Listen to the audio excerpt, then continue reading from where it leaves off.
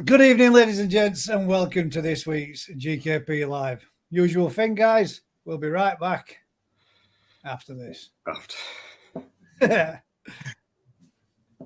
He says, if you can find it. There we go.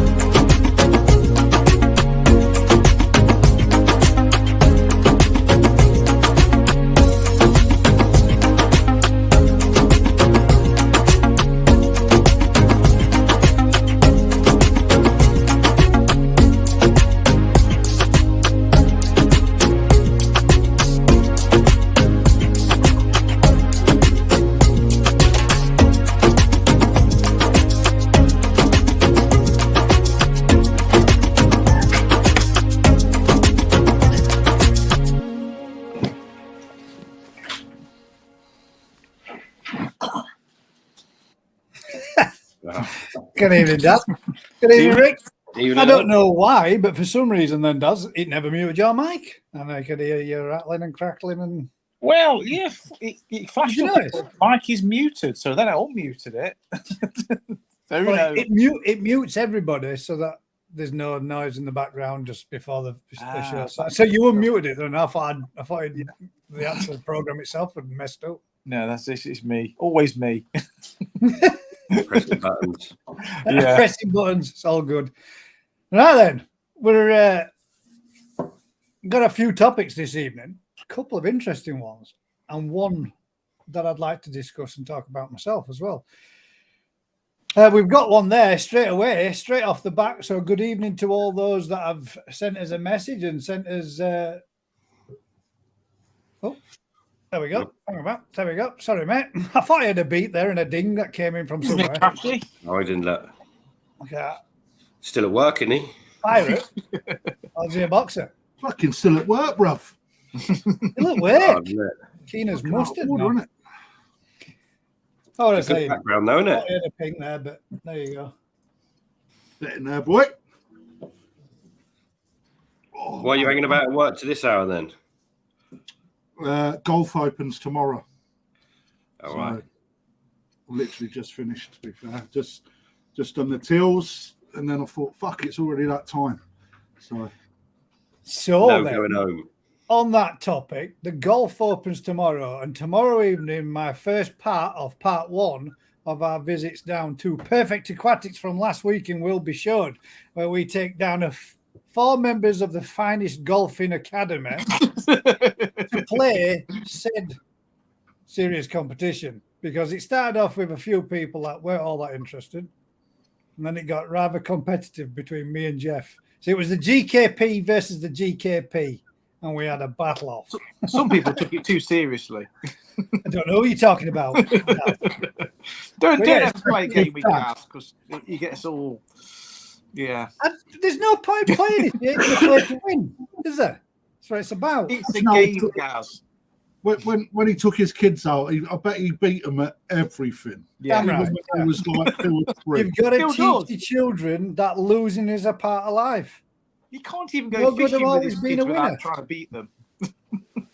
I used to take great pleasure in panning Brandon and Lewis on Call of Duty and stuff like that. Every time, go in there, just beat them, and now I'm lucky if I can get half their score. So it's come full circle. Yeah, we've got a fair few topics this evening. Some of them which I thought to myself, that's a bit weird. No chance. But then when you look into it, it's quite surprising. I didn't really think that it would do what it does, but yes, the fact. Well, but we'll start off the first Looking one. in riddles. Yeah. Right. Well, I'll give you an example. The question that we're going to talk about is one. Let's make it the first topic of the evening then, and it's from Marcus. Marcus' question is: Hi guys, are smokers harming their fish? ? Does smoking that's exactly that's the look that I had my face when I read this out to myself and thought, what the heck? Are smokers harming their fish? Does smoking stroke vaping in a shed stroke filter house where air pumps or have an effect on the fish stroke water? Is the air pump sucking in the smoke? Well, I'll tell you what, if you go to Japan, right, most breeders have got a fucking tab sticking out their gob with fag ash that like that. Yeah, but see, this is a thing, then, mate. I And thought then when I bought the fish Well, back, chaps. the amount of them that had fucking tabs on in the bags Yeah. was unreal. Even the big one had a big Cuban on. You know what I mean? Don't be worrying about smoking your ponds, man. I'm sure that the fucking fish don't really care too much for it. wow, this is what I thought, mate. But Nicotine's proper toxic. this is super toxic. right. This Man, is the come on, thing, yeah. Where do you draw the line, man? Fuck me. Right, You're not well, this supposed to is- plug in the this water is- here or tip pour nicotine into your pond. Yeah, this would be a good one. Don't take much after. My first I'm impression of that question was, what a crock of shit. How can it be? How would it be? How could it do it? But when you look into it, both second-hand smoke and third-hand smoke contains a lot of nicotine.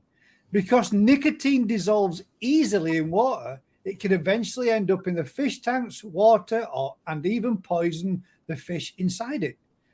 Fish exposed to toxic levels of nicotine can develop muscular spasms, rigid fins, and a loss of colour, and they can also die. Now, would you credit that? Seriously? Yeah, Yes, but that doesn't how much surprise are you me going to at get in there? That's the thing, innit? You need 20 Well, people. This is the other thing. When you go to the opposite end of the cannabis. scale, If you smoke cannabis, right, it's looking gonna be all for good. Just be chilled as shit. little doob in Nobody your will filter house, right? All your kahaku then generate red eyes and they're no longer high quality. That's it. That's the one. They all Oh, laugh at they each grow other. real quick though, because they've all Chill got serious munchies. Right. Fuck. Right, the next one, the next section. This is statistics Sorry. from Google, mate. Cigarette butts cause pollution by being carried on down from roadside drains into the waters, into the rivers, onto the beaches, and into the ocean. Primarily, studies show that the organic compounds such as nicotine, pesticides, residues, and metals seep from a cigarette butt into the aquatic ecosystem, becoming actually toxic to fish in microorganisms. Now, would you credit that? Yeah. That's been studied. But- For it to be studied, it's got to be it's got to Here's have a found tip. trace elements. Here's a tip of for all nicotine. smokers that keep koi: don't flick your fag butts in your pond. Yeah. And make sure Put them out properly and dispose of them properly. Just don't in the But pond. you would have you thought know. that, would you have actually? I mean, I sit there in my I often wondered why my fish swim to the far end of the shed when I'm in there vaping. It's because they've got a nicotine addiction and they're coming for a drag in it. That's why they're doing it. I thought they were coming for koi food, but really, it's to get the fix. In hindsight, it's like it's one of them, isn't it? You know, it's got to be on a level where it's going to affect your fish. It's fucking not on a level, man. Oh, hang on now. Hang on now. I've just jumped into this conversation. Has Kawaku started to chain smoke these days? Yeah. Yeah, proper. Because The question that the gentleman was asking, if you was using your aeration or your filter system sucks up oxygen out of the shed or takes in air, creates that through a pump system and then pumps it into your pond. If that's containing nicotine, sorry, this is all joking aside, but if that's containing nicotine, surely you're putting it into your water column. Can I just dispel a myth now about this? When you're in Japan, almost every single breeder chain smokes. Right, And well, do you know now where we they- know do you know- why fish don't look too cracky when they come here over after a And do you know where they buying and do you for know, a cig. and do you know where they flick their fag butts and their ash? Just in the pond. They don't care. Just go straight down the filter. They just chuck them down the grid. Crafty, you must have seen that. That's what I just said to them, mate. There's Oh right, yeah, they breeders don't there care. with tubs like this. Right, they don't even smoke it; it just burns. And it's Yeah. just like And who they can just- hold they the most tub ash. Yeah, without they it just falling. chuck the fag butts down the grid Shinoda, into the baby. Japanese matting. Shinoda, mate, he has about 6 on at once. Yeah. Well, I've got a theory because they keep chucking the fag ends down into the Jap matting, and I don't think it's the Jap matting that's taking the the ammonia out. I think it's the fag butts they just collect in there. It's a new form of media. There we go. Who would have thought it? Who would have credited that? Good That question. There has man. actually been scientific studies into it. Good question. But Well, yeah, Gaz, Yeah, Gaz, it's good. Yeah. scientific Right. studies When I used into to it. go bug collecting in the rainforest, obviously you can't take poisons and shit over there with you because when they go through your hand luggage, you'll end up in prison. So what we used to use was boiled down nicotine.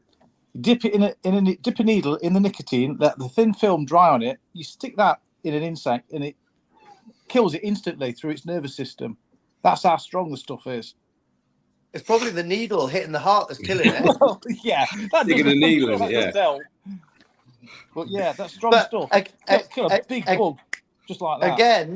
Again, over in the koi houses in Japan, in the winter, the first place I went last February was Odakan's place, and I walked in, and like the diesel heaters they use, the smell of fumes in there gives you a headache after about 10 minutes. So that must be seeping into the water as well.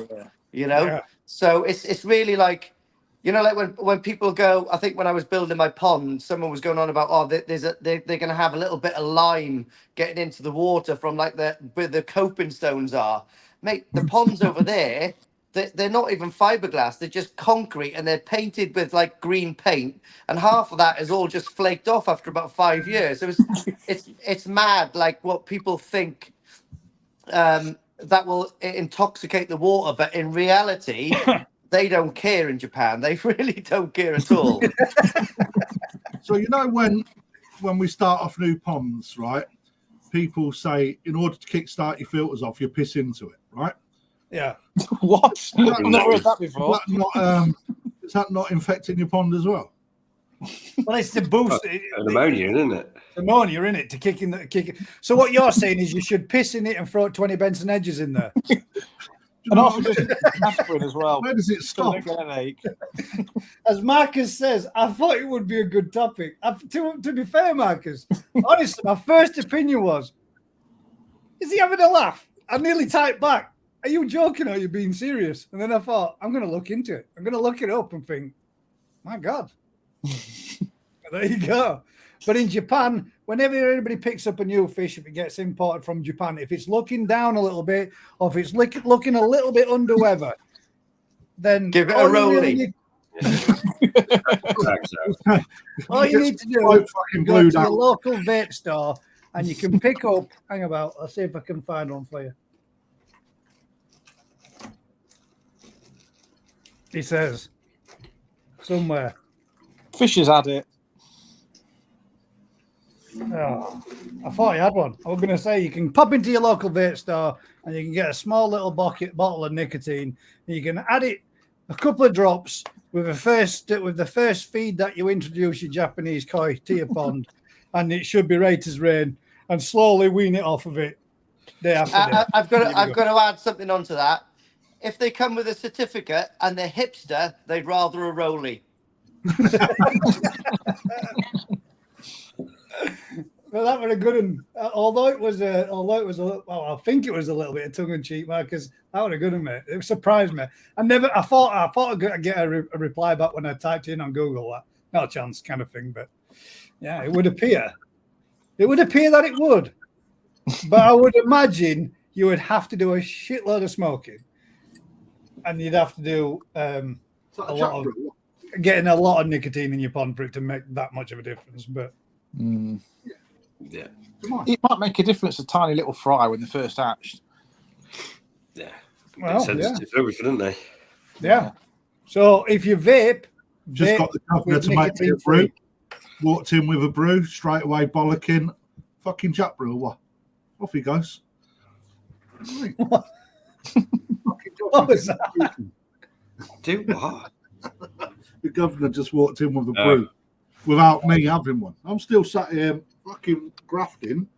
You know what I mean? Grafting. on the GKP person get live. You have to get your ass off, mate.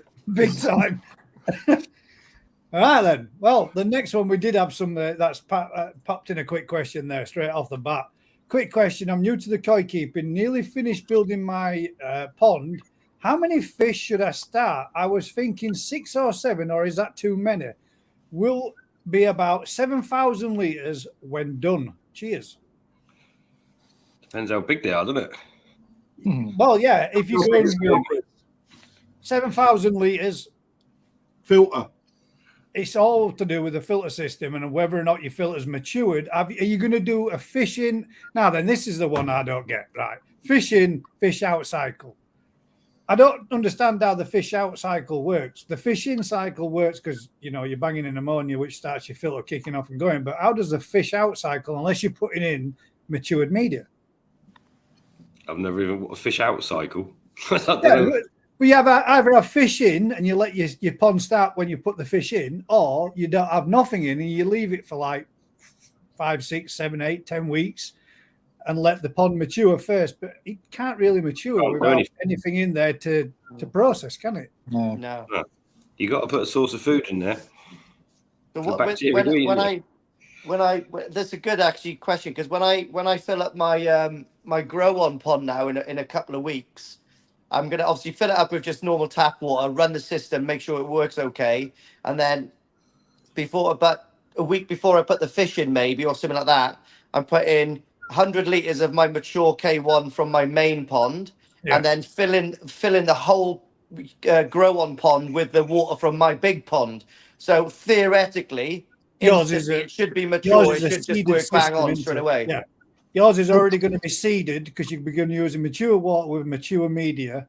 Yeah. And you're laughing you straight off. You're going. Touch wood. But you can't achieve that if you haven't got the ability to bring mature media from another pond. Or media that's already gone through that cycle. Or you could just piss in it. That's an old way. Honestly, that's an old way that people used to say to kickstart the filters off. It did, yeah, that's true. I've heard that before. I've read that before as well. I heard on one of Ricky's podcasts as well, someone said sausages. Put sausages in there. Sausages. Right. Yeah. What a waste of sausages. Though. So, I mean, to get back, Nigel. Get back to the question then. Yeah. You know, all the Right, local dogs swimming around in there. right. First things first, mate. If you are watching, which I hope you are, if you can come back with your filtration system, it's not so much how big your water is, it's more how big your fish are and what sort of filtration you've got. Right, because your filter's key to this.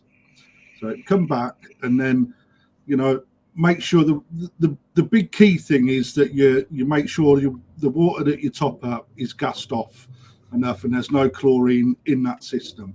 Yeah. And then gradually, if you can, gradually add 3 or 4 fish, monitor your water levels. What's good to start off with is if you get yourself some filter gel to add to your filters, and that will kickstart your filters and help keep on top of your water parameters. If let's say, for example, if his filter system is of adequate literage to cover the 7,000 litres, which you want to be roughly turning it over at least at minimum once every hour.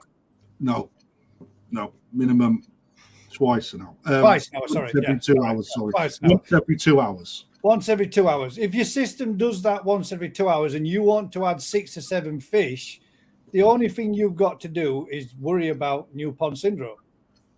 But you know that's going to happen anyway because it is, yeah.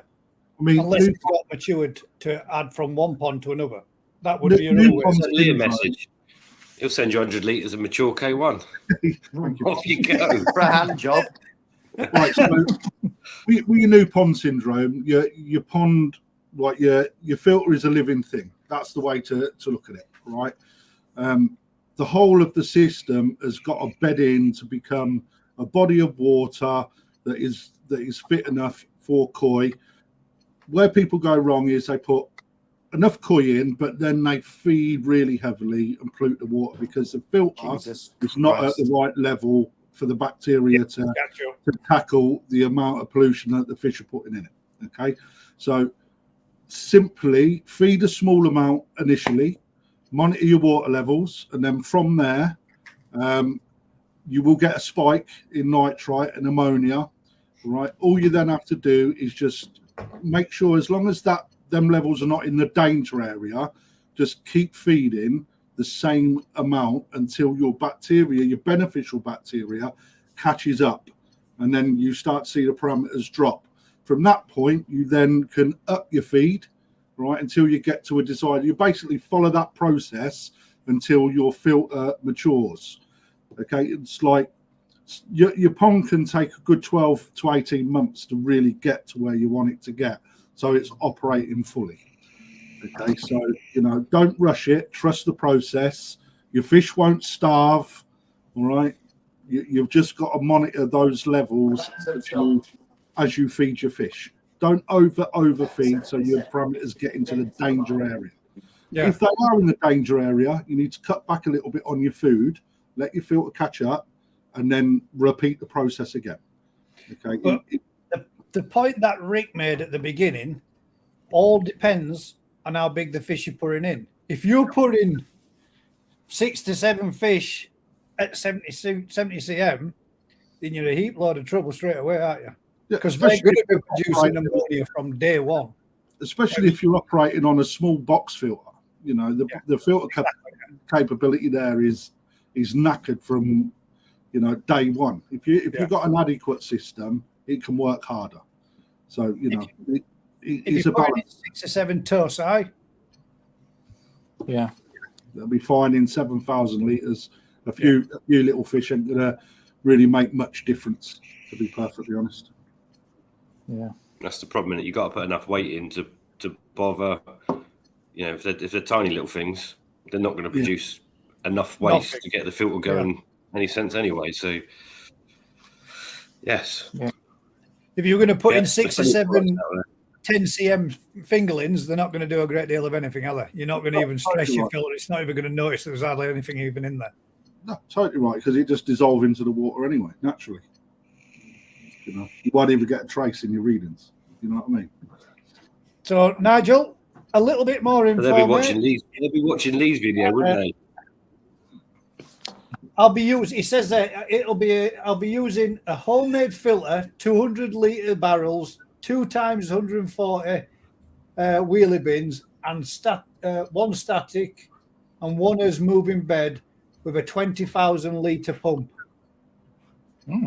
What size fish are you thinking of, Marcus? Sorry, Nigel. Yours is the last comment there. If you can stick in, what size fish are you wanting to go for? If you're going for tosai, then 67 you should be fine, and then you can increase. One thing there is his pump looks like it's potentially quite large if he's going to run that 100%. If he pulls that back to 30%, you're probably at the right sort of flow rate for that pond. Obviously, you don't know what size your pipes are and how many bends, etc., or what the head is that he's pumping on. But that's something that you got. Don't rush it through, because you'll only slow down that process. The more contact time that you get, the better it is for your water. I'm guessing it might be a 20,000 litre an hour Veriflow. If it is, then you can tweak it down to whatever you require anyway. Give it more dwell time. Better not running it flat out. There we go. So that's question number 1. When we've got a little bit back from Nigel, he might tell us what size of fish he's thinking of, and then if he's happy and comfortable with that, we can give him a bit more advice as to size and amounts you should be keeping. Next one then. Let's get the next question going. Right. As we're vastly and quickly approaching the Easter period, a question for all. This is a serious question as well. No, I'm not buying me Koi any Easter eggs. What's your favourite Easter egg? Galaxy, Cadbury's. Smelly bastard in pink. Oh, No. Nice. Cadbury's for myself, obviously. What's your favourite Easter egg, Daz? Nestle, Cadbury, Galaxy. I don't like whatever. chocolate. I don't eat chocolate. Oh my god.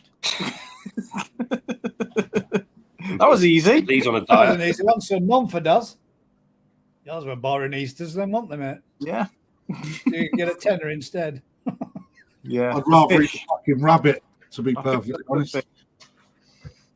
Crafty would rather eat the rabbit. Are you partial to an Easter egg, Lee? I know it's a real serious one, mate.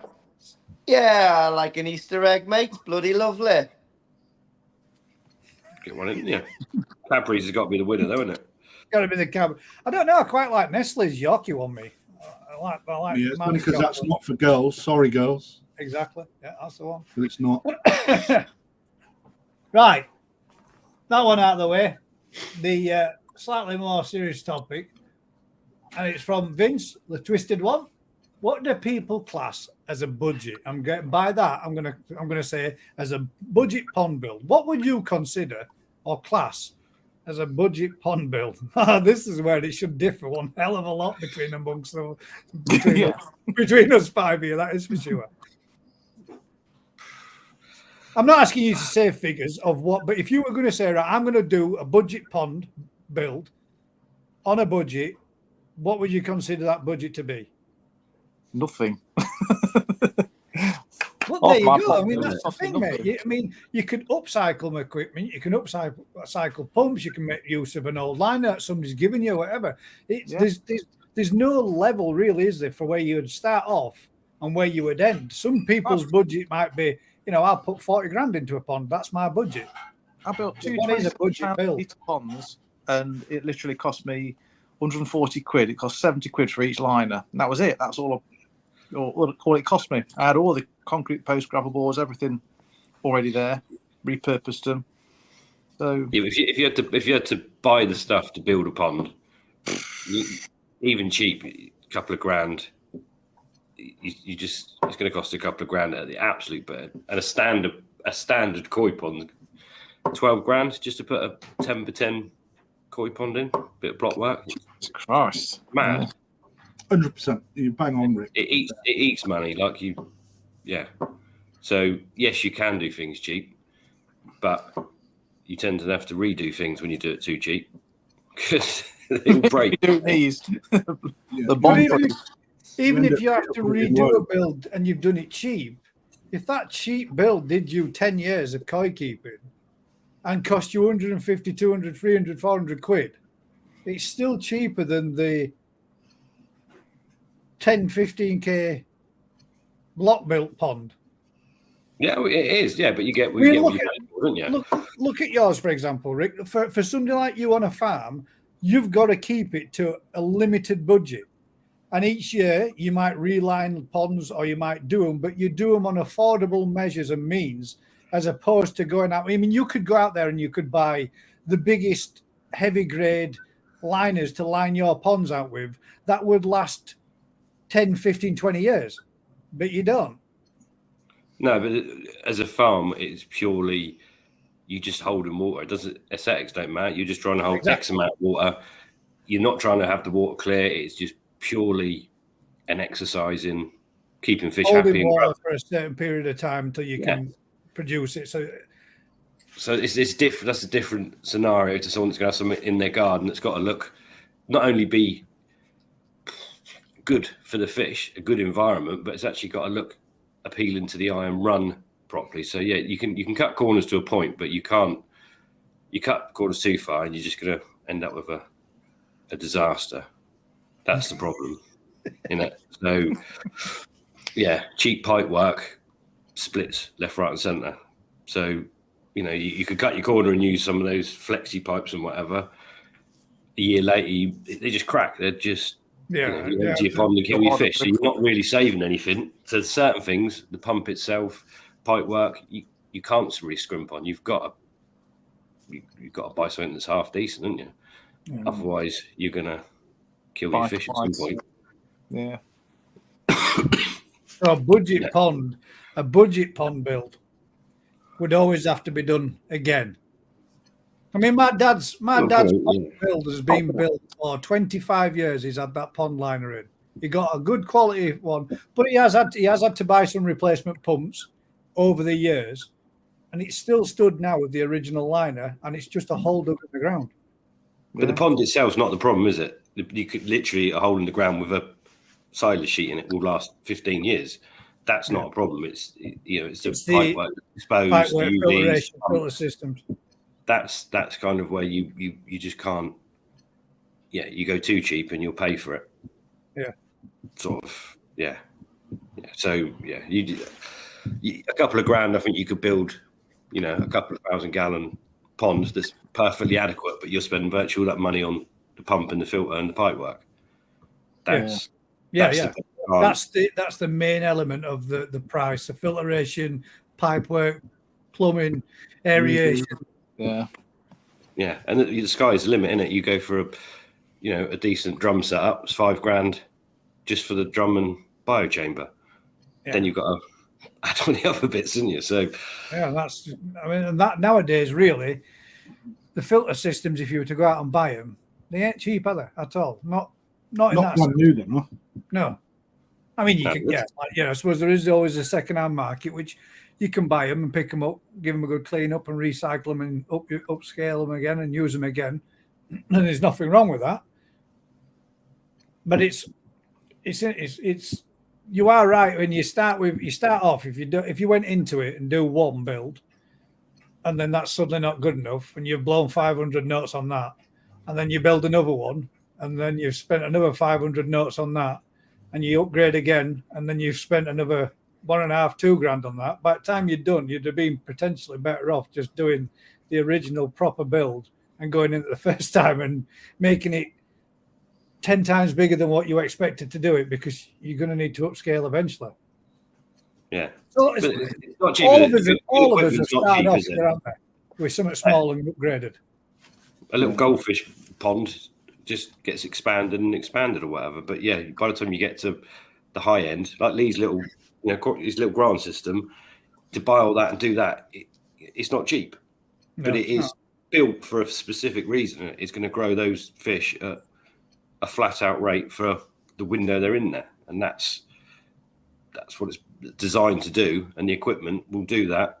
Should run faultless, shouldn't it? That's the whole point. Yeah. So, yeah. If you want a garden pond, you can go down even, 200 quid for a preform, dig an hole and throw that in, you know, and you can even go down to a small little filter for 80, 90 quid.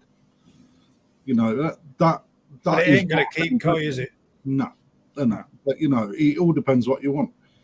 You know, if you want to keep koi and keep them successfully so they thrive rather than survive, you've got to put your hand in your pocket, unfortunately, because koi ain't a cheap hobby. Fact. No, yeah. You know, It depends on what you like as well, though, isn't it? If you're handy with stuff and can build your filters and do your pipe work, do your electrics, 100%. it's cheaper. Yeah. If you got to get people There into is, it all. there is that element to it. I mean, like Lee, I mean, you've turned your hand to everything, mate, haven't you? You've done it all from start to finish. If you wanted to have that pond that you've got built with the stuff that you've got in it, it would have been a premium pond, wouldn't it? It would have been a premium price. It wouldn't have been cheap at all. Mate, it was a premium price And anyway. yeah, no, but imagine paying a company to do it. I'm not meaning. Oh, mate, unbelievable. Yeah. Well, like I said, We've I talked think about this, though, Lee, haven't we? Pardon? Can you remember when we was talking about how much it would have cost for a builder to actually come in when it was priced up? Dude, like, you know, even just the fiberglass, and I think I got quoted $5,500 just to fiberglass it. Yeah. Really now.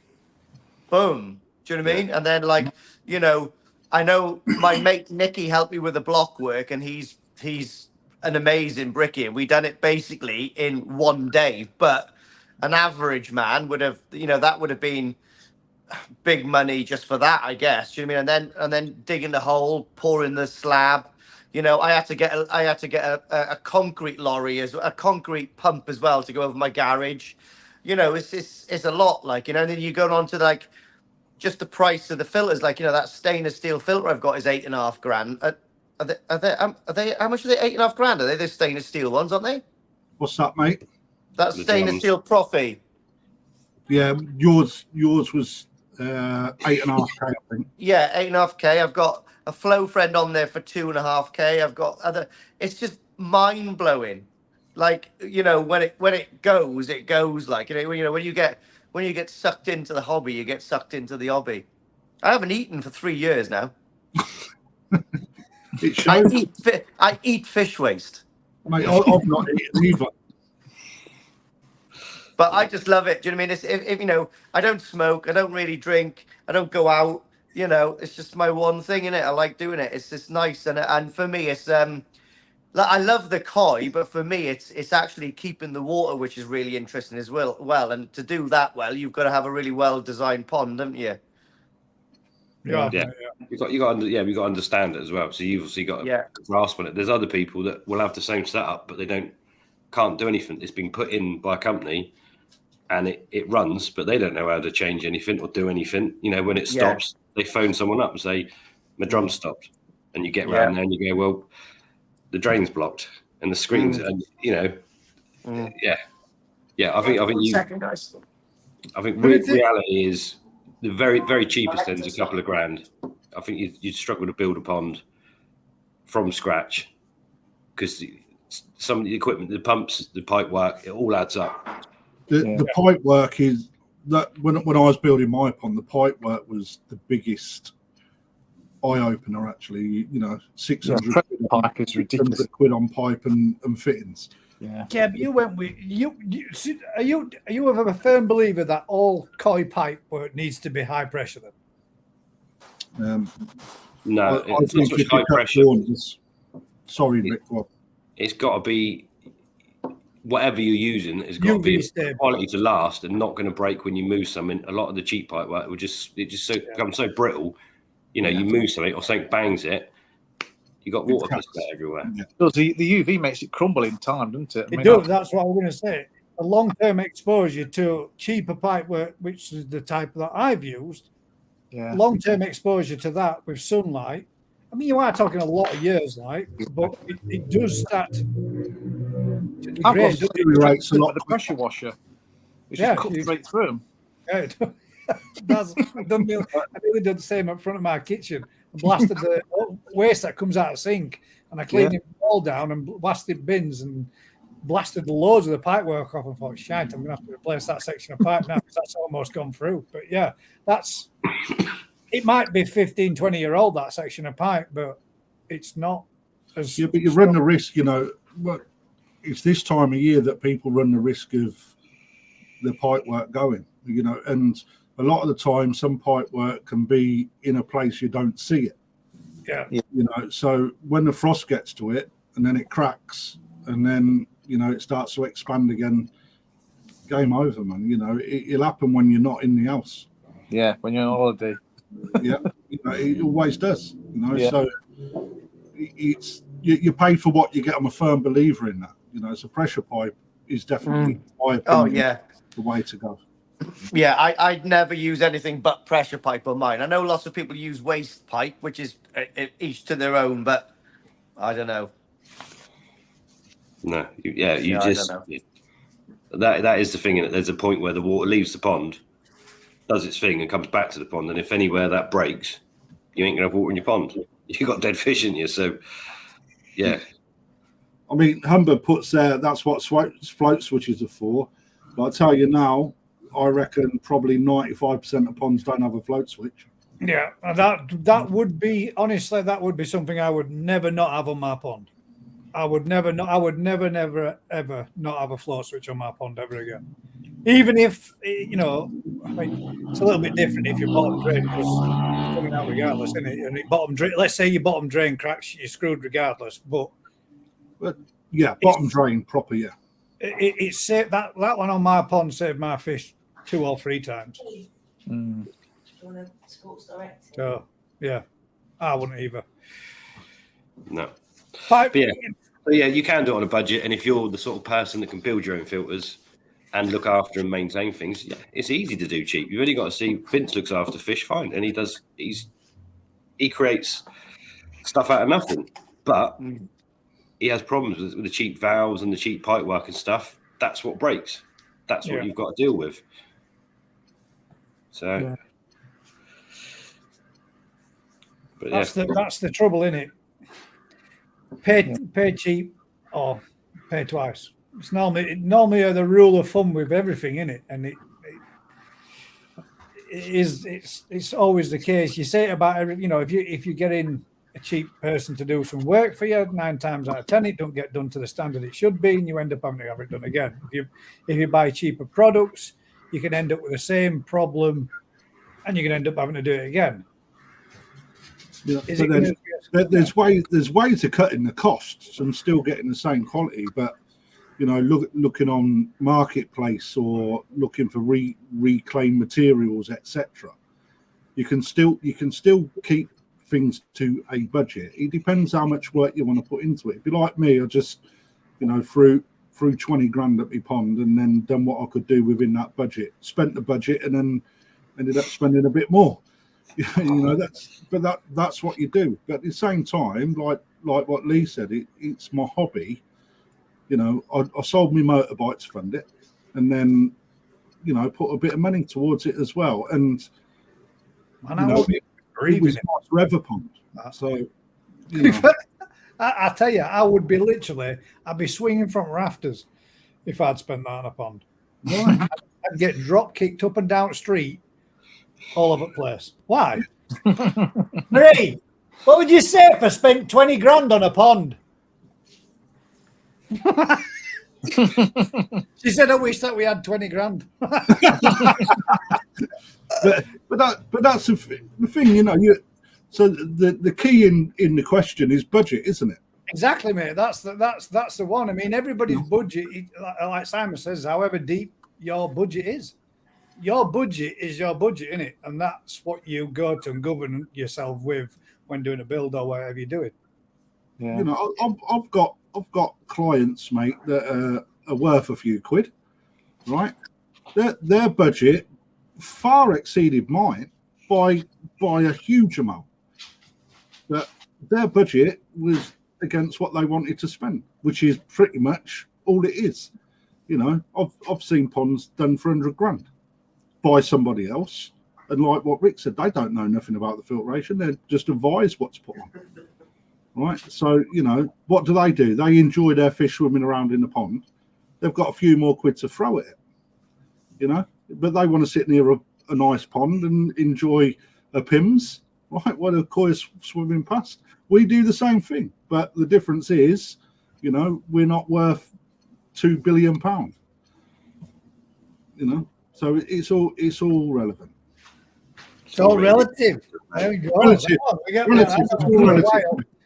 had that one for a while, but it's true. It is.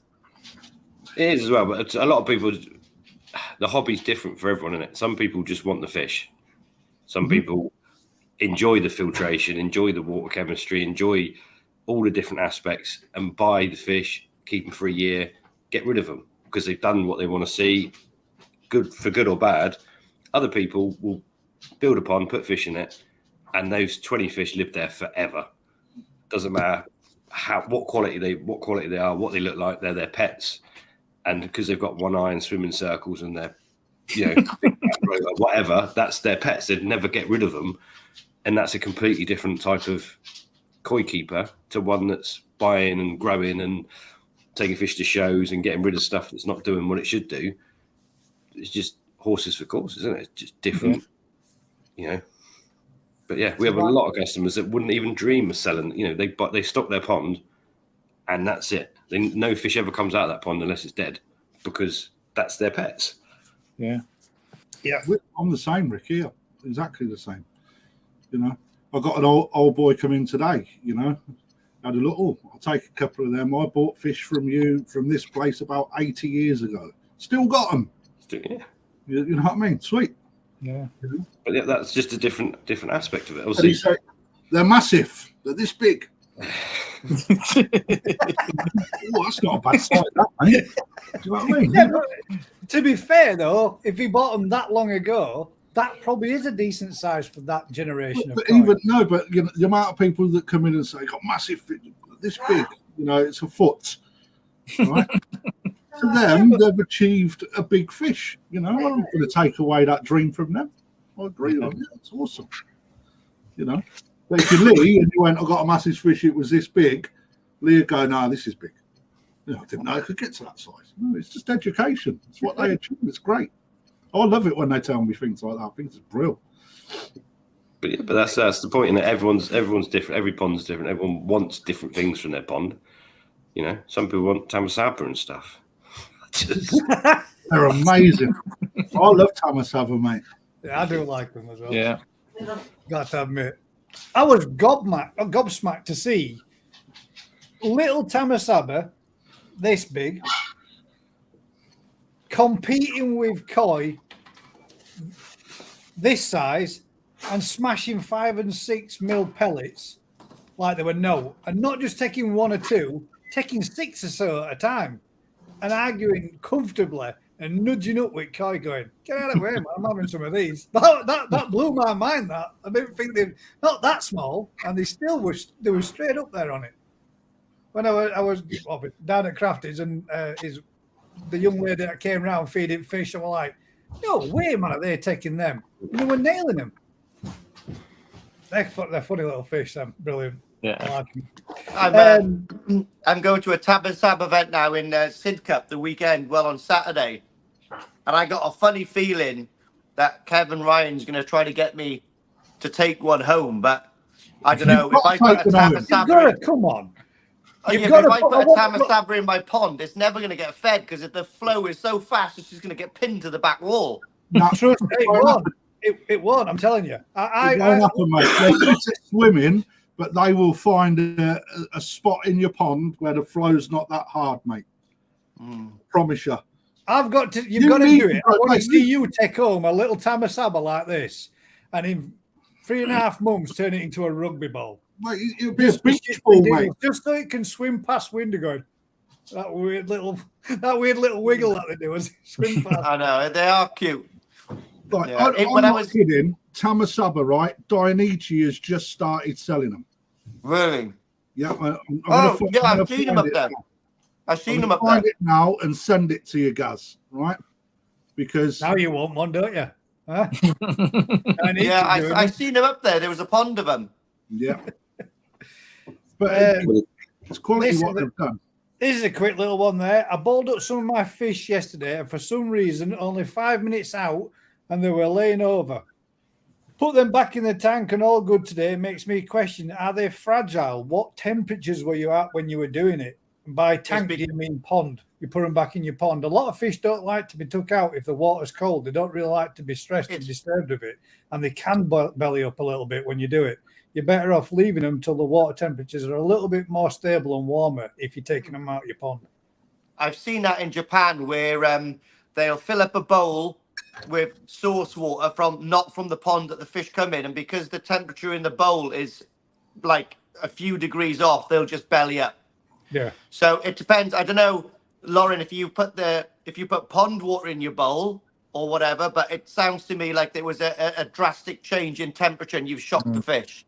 Yeah. Normally, I had one that I thought, oh, hang about, what's up with you? I'm gonna have a quick look at you. And I brought it up to the surface with net, just have a quick look. And that one straight over on its side, straight away. I was like, oh shit, that didn't like that. So I just let the fish go. It went back down to the bottom, and after about 30, 40 seconds, it swam off again. And I thought, not be messing around with them. It's too cold to be disturbing them. Just stressed it. But even just netting a fish up can make a fish go, if it spooks it, stresses it, and it's not happy, it's not comfortable with it. Best leaving till your temperatures are a bit warmer. Sometimes it just happens. Fish just belly up. But if they all did it, might have been more temperature related and a bit more of a stress factor because it were a bit too cold. Something's going on. You do find people put water in a bowl, even if it's from the pond, and leave it for an hour. And on a cold or whatever, it drops, temperature will drop off. So your water's 5 degrees colder in the bowl than it is in the pond. In the pond, yeah.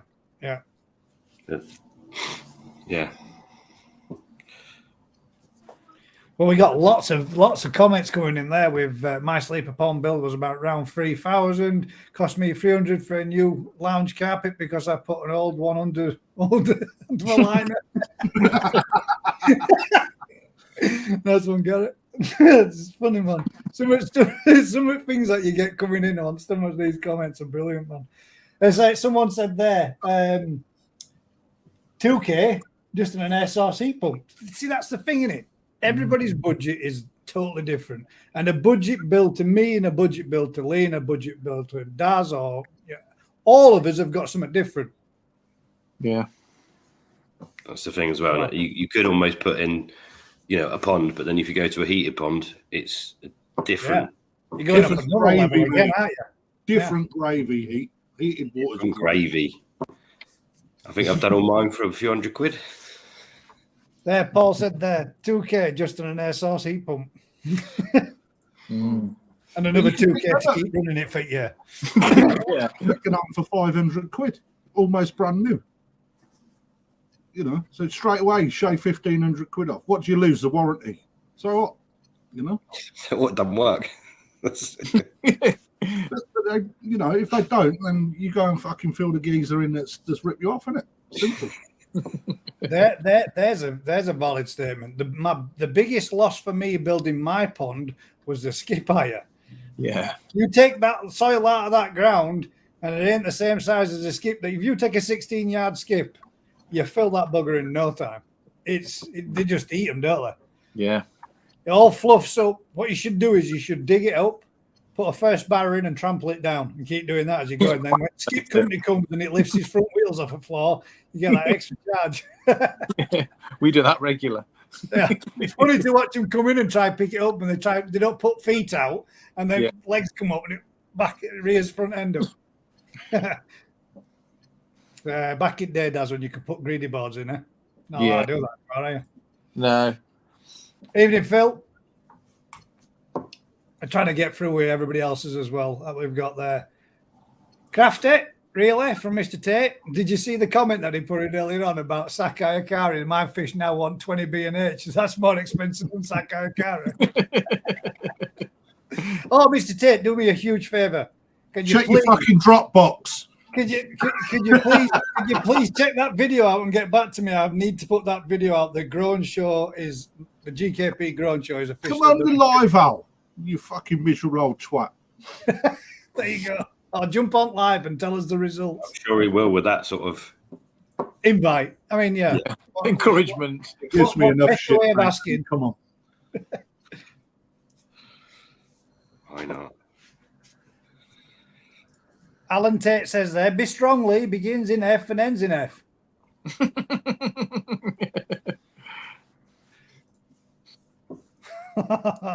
There we go. What's Alan?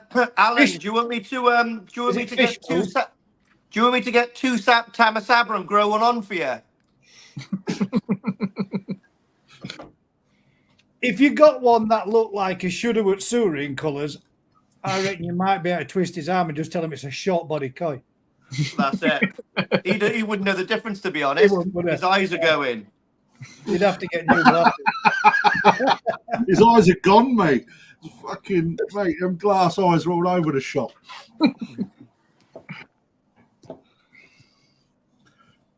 He'll be He's going sitting to there, come on in a minute, and he's going to start bastards. chucking his weight around. But God damn it, Moose. He likes that little emoji, doesn't he? I've looked at it, Gaz. Thank you very much, mate. Just let me He know. ain't which done one nothing you else want. with it, though. Yeah, he's looked at it. He ain't told you Just anything. looked at it. Yeah, he had told me. Yeah, he had told me. Now, if you can let me know whenever you can, ASAP, that'd be great, bud. Thank you very much. Right then, let's try another one. I sent you a message. Have you sent me? Oh, right. Sorry. Right. Why on the life of Tamasaba? No, there we go. No, it's come through to me. Is it Where not do you on send it? Facebook Messenger, I think. No, it's definitely not come through on there yet. He doesn't know That's what me he's fed doing. for the day. What was Right, that? well, while you find that one, what's the panel's thoughts on the various products we can add to our ponds, such as, and this is from Tony Barker, koi clay. Ooh. Koi. This is my son's name. Koi clay, Virkon, filter start, beneficial bacteria to compete bad bacteria, so-called health boosters such as Vitalize. What's your thoughts on those products? First one, koi clay. What's your thoughts on koi clay? We'll go down and we'll break them through because that's like 4 or 5 questions in one. Good stuff. Koi clays. The right stuff. So in Japan, Dainichi clays his ponds. So if it's good enough for Dainichi, it's good enough for me. Well, I do mine. That's good enough, surely. Yours is just as good. As There you well. go, you see. Lee, do you use koi clays? I did last year, mate, but I don't see any benefit in it myself. No, there's a surprising. There you go. I've And used this it. man also purchases from Dainichi. I disagree though, because it can help in Yasumi development. Yeah, possibly, but it would be you'd have to have you'd have to have such a controlled environment to be able to prove that. You'd have to have 2 exactly the same ponds, 2 exactly the same fish. It can't be proved. Do you know what I mean? That's just all theoretical. And What about adding it to your food? yeah, maybe I just It's already like, in I the just- food, a lot of them, isn't it? Yeah, I just my fish are all right on sake, mate. That's expensive enough. Do you But want that's the to difference already there, isn't there? It's to quantify. You can say that about colour enhancers. You can say that about clay. You can say, but you've got an environment where you're giving the fish the best environment and the best food, And he's So got the- great water as well, Rick. Where and do you're they buying top need- end. You're buying very do good they need fish, a so clay you're additive? seeing that top end. You're not trying to improve something that's not so good. So you're already starting from a good point. You're feeding. Yeah. You're literally giving.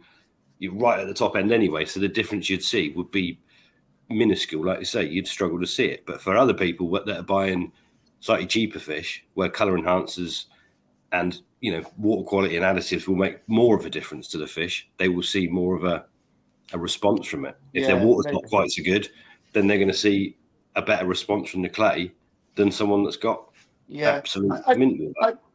I'm not against clay. If I had an avatar to spend some time to put clay in once a month, I would. And it's not hard to do it. It's just I don't know. I just don't. I have used clay, and like I said, but it's hard to see if it's working or not. So I don't think the pond needs it, so I don't put it in there. But if you're seeing results for let's say, for example, if you weren't feeding the best food with the colour enhancer and you were seeing results from it, you would be convinced that it was doing its job. Yeah, maybe. But how much is clay? You may as well just not buy the clay and buy better food. Potentially, but it's not just the colours of the fish, is it? It's the whole, and the clay's all different as well. So, yeah, you go down a bit of a rabbit hole. Yeah, I know it's good for water. It coagulates everything up, and the drum catches more. It revitalizes the water and stuff. But I like I said, I'm not against it. It's just I haven't used it for the last 12 months. That's all.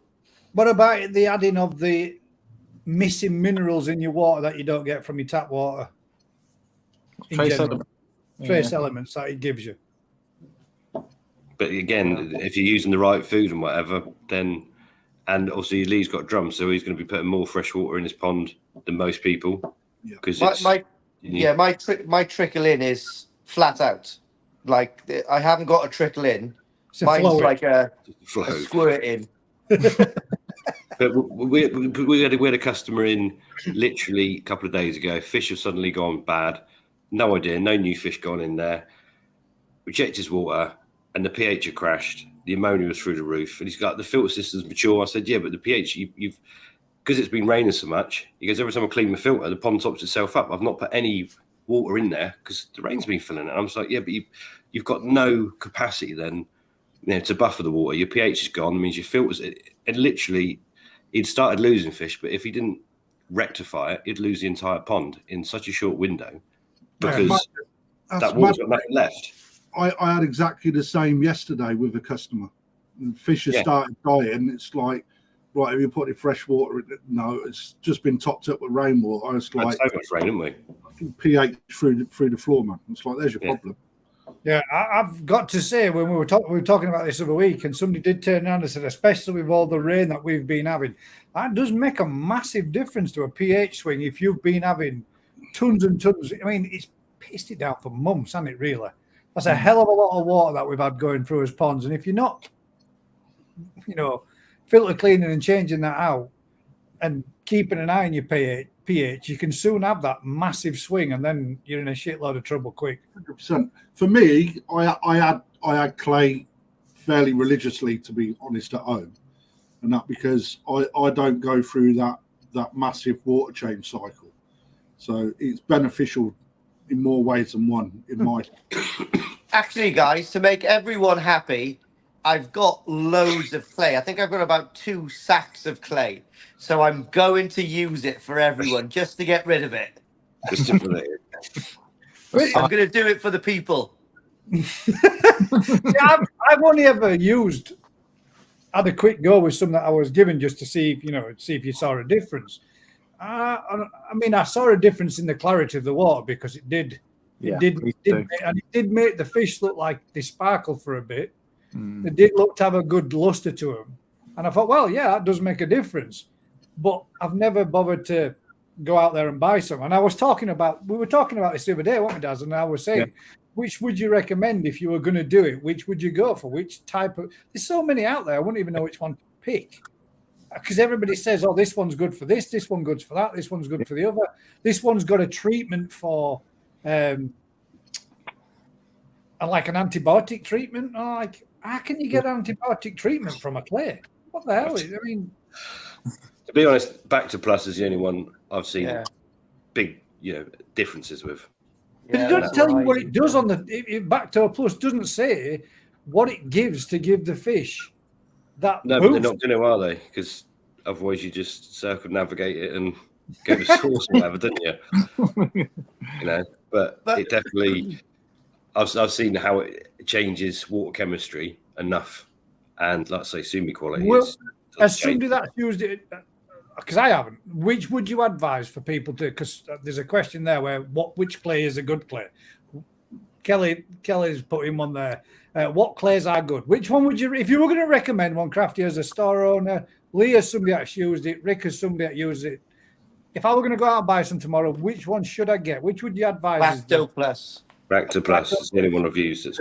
Yeah. Two that I'd recommend: Banter Plus and Mediclay from. Yeah, I've used Mediclay as well, actually. Yeah. The others, I I wouldn't. think too. But saying that, there's another one that a lot of people swear by, which is fuck, that I've never tried. But Can't get it though, can you? it's Yes. very hard. Yeah, Doc, we used to Doc some. Toy Store sells it. Who? Doc Yeah, Toy. Doc really sells it. Yeah. But no, Yeah, I saw it on his shelf. Yes. All like, there you go, Andy. Just in case it's cheaper, you can get it from me. Here's something as well we could talk about. So I was talking to Darren from Absolute Koi a year ago maybe, and we were talking about clay, and he suggested, because obviously the drum will strip the clay out quite quick. Yeah. So he said, instead of introducing the full amount of clay on one day, do it over 3 days, but one Right, third. yeah. Do you know what I mean? So you So you you're putting in a spread the partial amount. dose over a day, So- over days, rather than all in and getting it all out in one go. Yeah, so I don't know if that would make a difference because it's not got the volume for the impact, but then the fish is obviously subjected to it for a longer period. Mm. And you can also see the fish, so it only murks your water up then instead of really clouds it. Do you know what I mean? Yeah. Next one on his question of the list was Virkon. What about it? What are the panel thoughts on the various products that we can add to our pond, such as Virkon? Well, it's a water treatment, isn't it? Really, it's not for fish. It's, We it's use an it. antibacterial, isn't it? It's a disinfectant, it's antiviral, antibacterial. It's mostly antiviral is what it's used for. We use it as a disinfectant on the farm as a disinfectant. Cleaning Yeah, ponds. a lot of people use it for like carp fishing lakes. You dip your nets in them and everything. Your landing net, your keep net, if you were match fishing or whatever, and it's supposed to, Sterilise against KHV. washing your boots off if you're going into one area to another in a koi house and all that kind of thing. Yeah, What about it's a for- disinfectant, so yes, it's got its place. Again, Yeah. I wouldn't put it in the pond with a fish regular. Mm. It's a disinfectant. I'm not People are under the that way. misguided idea that it will cure bacteria on the fish, but that's I've seen. I would not add Virkon tablets into my pond to try and get rid of a bacterial issue. no. There's by far It safer methods. definitely. If you go back on my channel about 3 years ago, I had a really bad bacterial problem in my first pond. Yeah. You got the And, injections at the end. Wiped everything out, and Keith Holmes was saying, "Oh yeah, put these Virkon tablets in like 2 a week or something." Didn't do nothing, mate. No. No, that's the thing, though. So it will kill the bacteria in the right dose, but it's a so if you go high enough to sterilise things, your filters and It's as fish. good as putting bleach in the pond, isn't it? Yeah, I mean, it's just the same as using chloramine tea, isn't it? That literally just bleaches the crap out of everything and nukes it all. Filters a lot. It's like bottle white fresh with your media. Just all your mature media is gone. I mean, CT you can add in safe doses. So Yes, yeah. Which you can with Virkon, you can put it at low doses so it doesn't affect the filter or the fish. But then if it's at that lower dose, if it's not killing the bacteria in the filter, then how's it going to kill the bacteria in the fish? Yeah. It's kind of, I don't know. But Virkon for cleaning your ponds out, And there we are just before Virkon Aquatics. Yeah. Not Virkon, because Virkon and Virkon Aquatics. Totally different grades. Mate, when I had that bacterial disease, when I moved all the fish out, I drained the old pond, and I filled when the fish was out, I made up a concoction to sterilize the whole system. I had a B&Q bucket. I must have put about 200 grams of PP in, about 200 grams of chloramine tea, and about 10 Virkon tablets. It was bubbling, like physically bubbling. I shit myself. I chucked it in the ponds. I thought it was going to blow up, mate, honestly. But yeah, that wiped everything out. I remember watching that video. He put a now for me, like doing a bit of work on my pond, and it was about 20 minutes of jet washing. Mate, I got a sub by you, didn't it? Couch like this, and watched him clean his pond for 20 minutes, just because I was too lazy to fucking turn it over. That was back in daily, wasn't it? When you had to inject the fish, didn't you? You had to get the. Oh, That's right. Yeah, I admit it was so, mate. It's so hard to get antibiotics. It is nails, and just yeah. luckily, I found someone. There's a vet. There's a zoo around here, and I managed to find someone who specialised in tropical animals or whatever it is, and he came around. It was about it was about an 80 quid call out, and then he preloaded 5 syringes for each of the 2 good fish I had, and charged me about like a fiver for the medication, like nothing, but like 80 quid call out. Yeah. Did you But do I it? have, Did you save the fish? yeah, oh mate, Yeah, instantly, yeah. mate, because it was like every 2 days I was injecting, and after the first one, instant like turnaround. I was like impressive. So I have actually. I've actually got my own personal little dose of antibiotics in the fridge. It's been there for a little while now, for about a year, but you know, I'd rather have it than it's because it's hard to get. So, you know what I mean? I think you got to get it on the black market. I had to sell a couple of pictures of my missus for it, but I got it in the end. Yeah, no, it is. It's just one of those things. You can get obviously get the fish tested. They can come back, aeromonas, whatever, That's it. susceptible to this antibiotic. But then where'd you go? Because you could then, we can't supply it. I Yeah, know. that's So the hard vets thing. say, isn't we it? can't get it. So yeah, it's So worth. that's 2 off the list. Then next one, filter starts. If you've got a new Filter pond, gels, filter- Yeah. I've used it from time to time, or I tend to use the balls more than anything. The I jelly bet ball. you do. he likes a good ball, didn't you, Daz? Yeah. I don't like mosquitoes though. I could just imagine you dipping your balls in your bloody Easy Pod. PSB, if you're in the summer, is awesome. Yeah. You know, the stinks I that think stuff. Oh, man, the doesn't it? market leader pretty much is Evolution Aqua's pure gel as well. You know, The blue one, is that the blue one?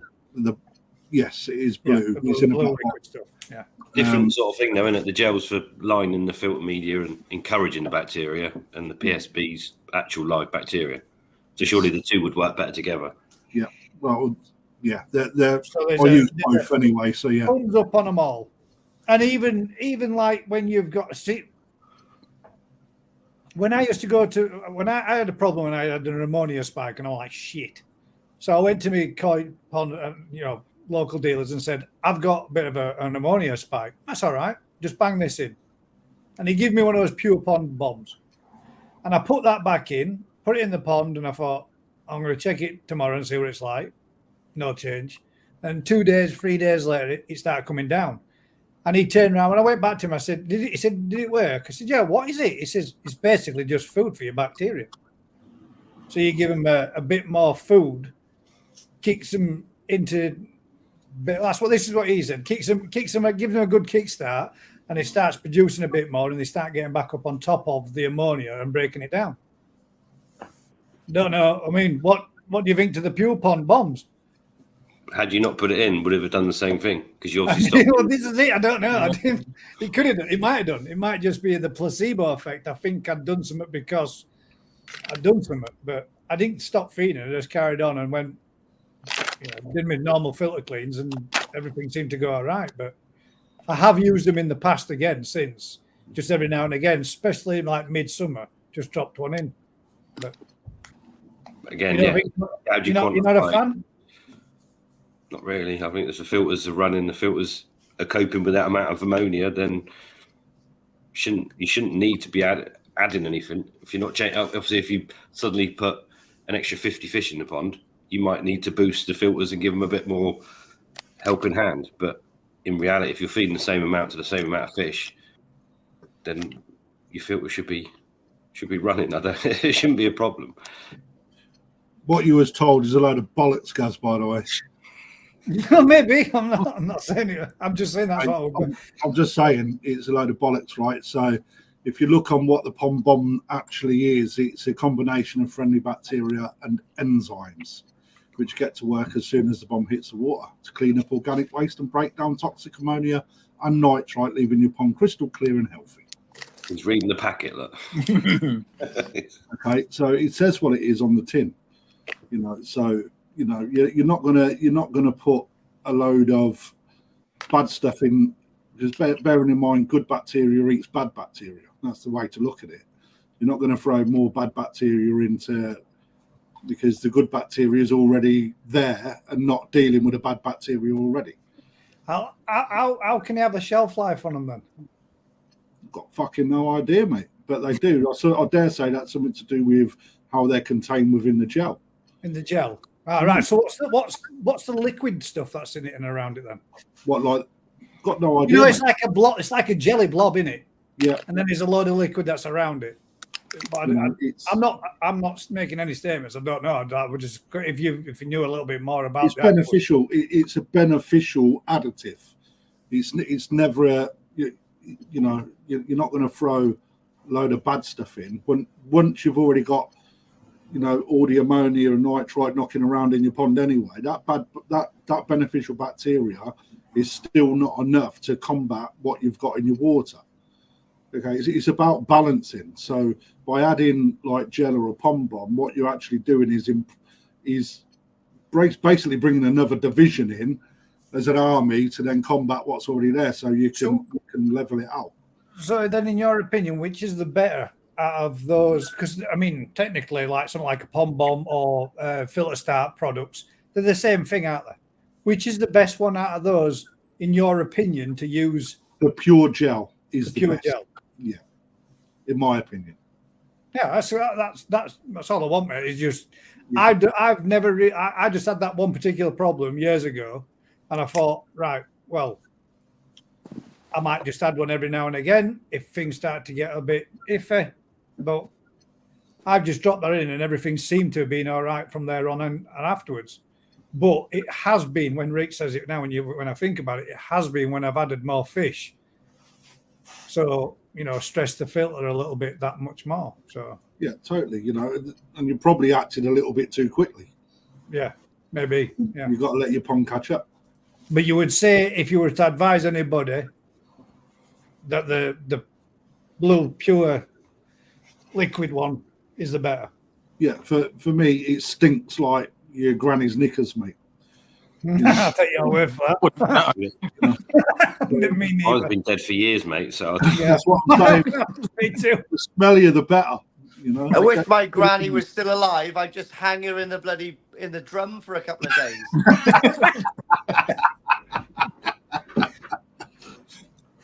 What about that? Right. Well, I mean, I guess that really covers the beneficial bacteria as well, because we've just really done that. So, what about health boosters such as Vitalize? What do you reckon to that? Never used any of that myself. Never used it. Never used it. So we can't give you one on that one, Tony. I'm terribly sorry, but health boosters such as Vitalize, none of us have ever used it. try it. If your fish look happier, they're happier, aren't they? Well, Nick Bates has asked the question. Evening, I'll just starting using Breeder's Secret Clay, as it states it's okay to use with a drum.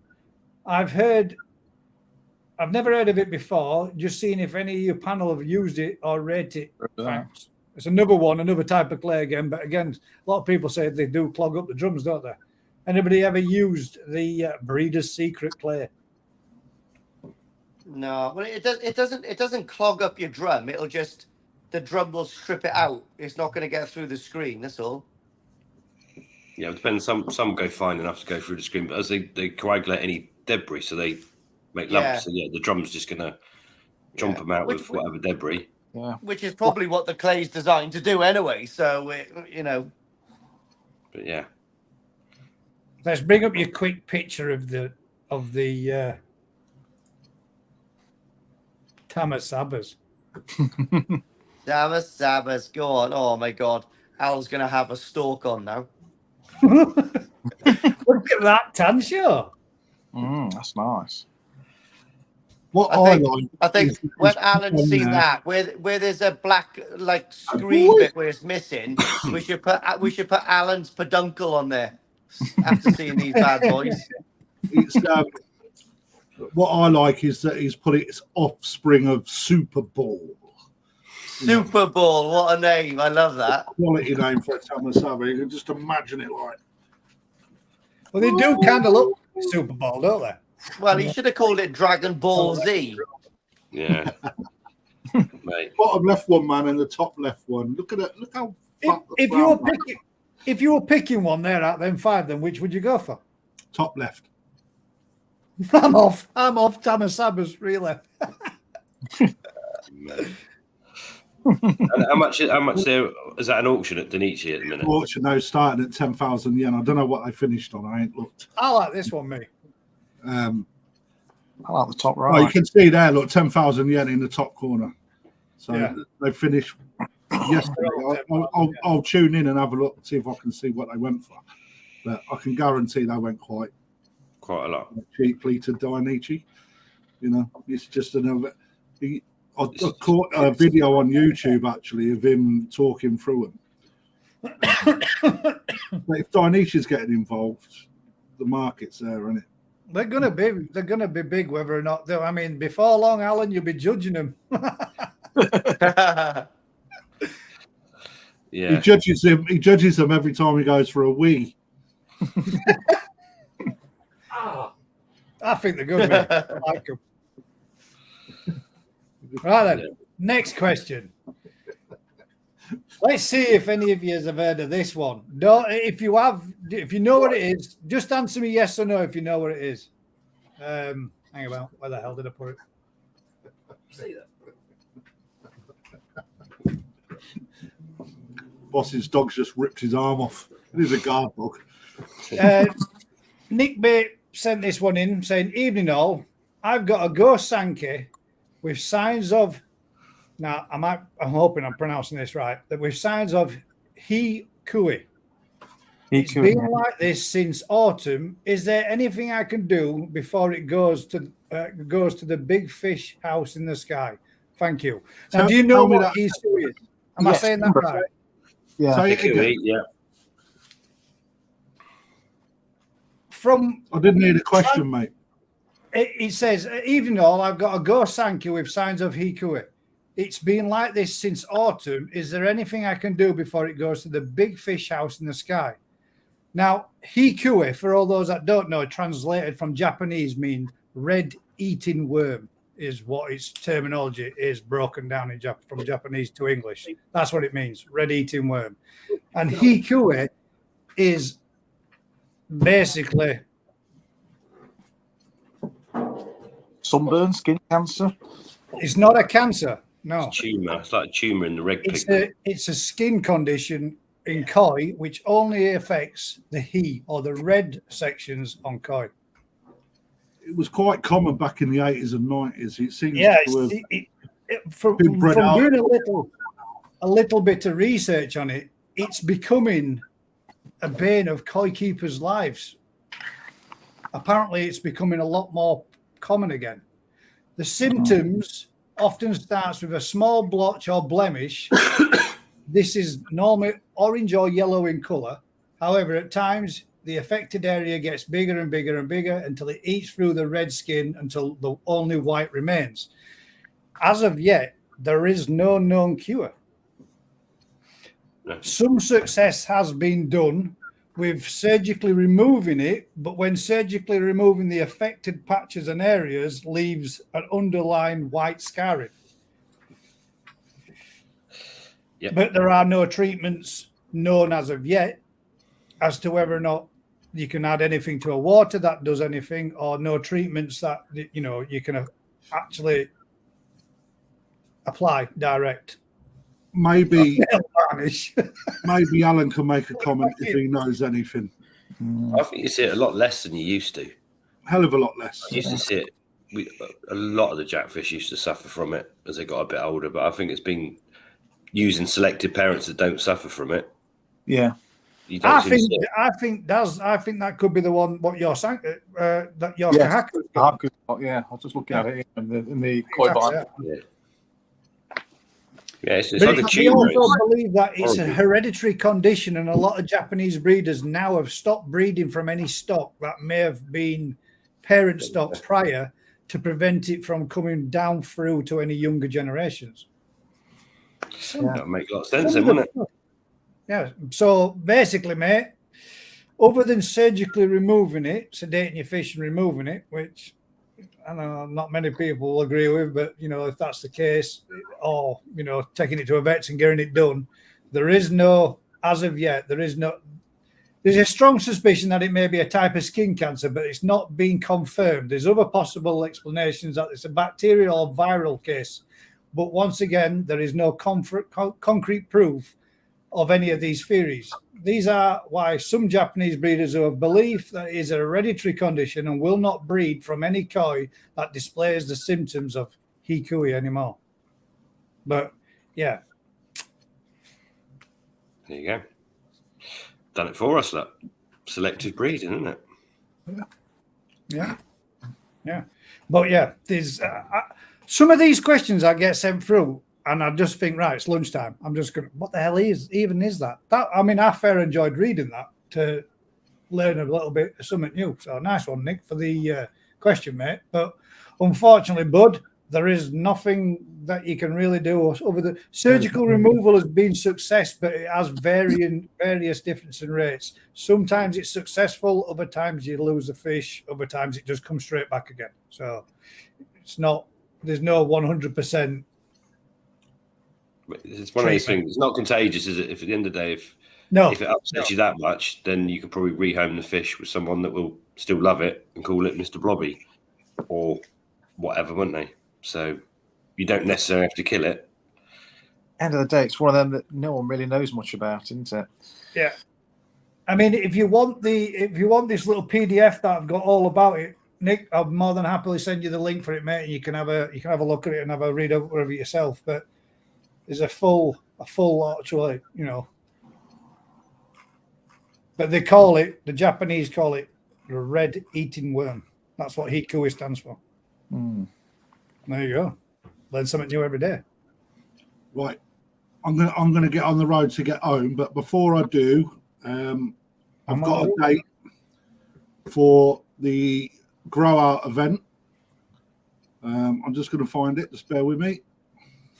So I don't want to give you buff info because I'm like that. What, like you did last week? Did I give buff info last week? Oh, you chose a date that then decided you couldn't do. But we can still. Yeah. Because plans are changed. So we're going with the 28th of April, which is a Sunday. Reason why it's a Sunday. Because some of us have got to work for a living to buy sake akari. Okay, which actually, did tie in from the last event. A lot of people couldn't make it because they had work commitments because Sunday is a day of rest and a holy day for some people. Sunday is going to be the same. The 27th of April, it is Challenge Tafaguchi, who is taking 2 of the Shiro Atsuri from the DK lineage. Tickets are going to be, or entries are going to be 175 quid. Okay, it is same as last time. On a ball comes up your number, you pick a fish. Right. I will come up with prizes, etc. A little bit later on, but the date is confirmed, and ticket or the fish entry event is 175 quid.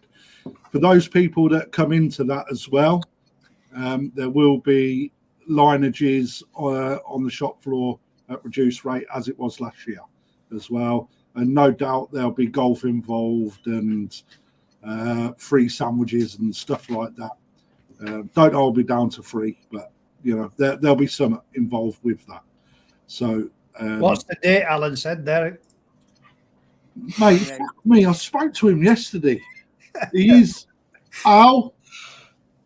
it's 2 and 7. I thought you said it was the 28th just You now. just said the 28th a minute ago. What month? What month again? And I'll tell what month. 28th, Sunday, the 28th of April. Yeah. Yeah, Sunday. 100%. Wow, it's the 27th because he's always a fucking day late. Yeah. Yeah, 28th is definitely a Sunday. Just double checked on calendar for you. 28th of April Are is you judging the kahakus beforehand? Yeah, that's going to happen. 28th, That's well. Al's job. He's such a cockhead. Hopefully he remembers his monocle. Right, so there will be an email that comes out next week to everybody that took part with instructions on where that's and not a how bad to idea. send the videos of your fish. The Okay. winner gets to put his koi in Lee's pond for a year to be grown on. Christ. Get that fish grown on with some sakai akari and clay as well now.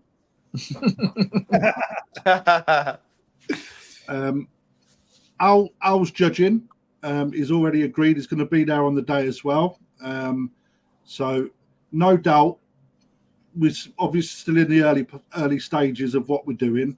I'll speak to Al. We may be able to do a little bit of a seminar on some sort of fish that we've got. I'll help you, Al. Right. You might need it. You'll need it with Lee knocking about. But yeah, we'll Tony make. Packer says that date clashes with the koi wholesale event. Yeah, well, tough shit. No, you fucking choose me or Ricky. It's up to you. I guess you got to pick which one you want to go to. Right? Well, no, you can do the Saturday at Koi House, though, couldn't you? No, because Today. he's doing it on the Sunday because he also knew I was doing it on the 27th. I thought he was doing the picking on the Saturday.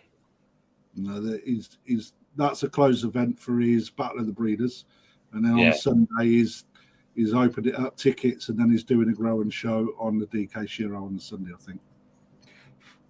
Well, you pick your place you would rather attend, one or the other.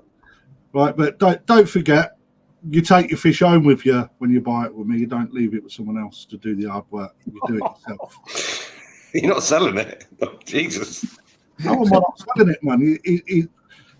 You're buying the same line of fish at the same age, cheaper, right? The difference is that Ricky's selling, like taking his fish back to his establishment to grow on, right?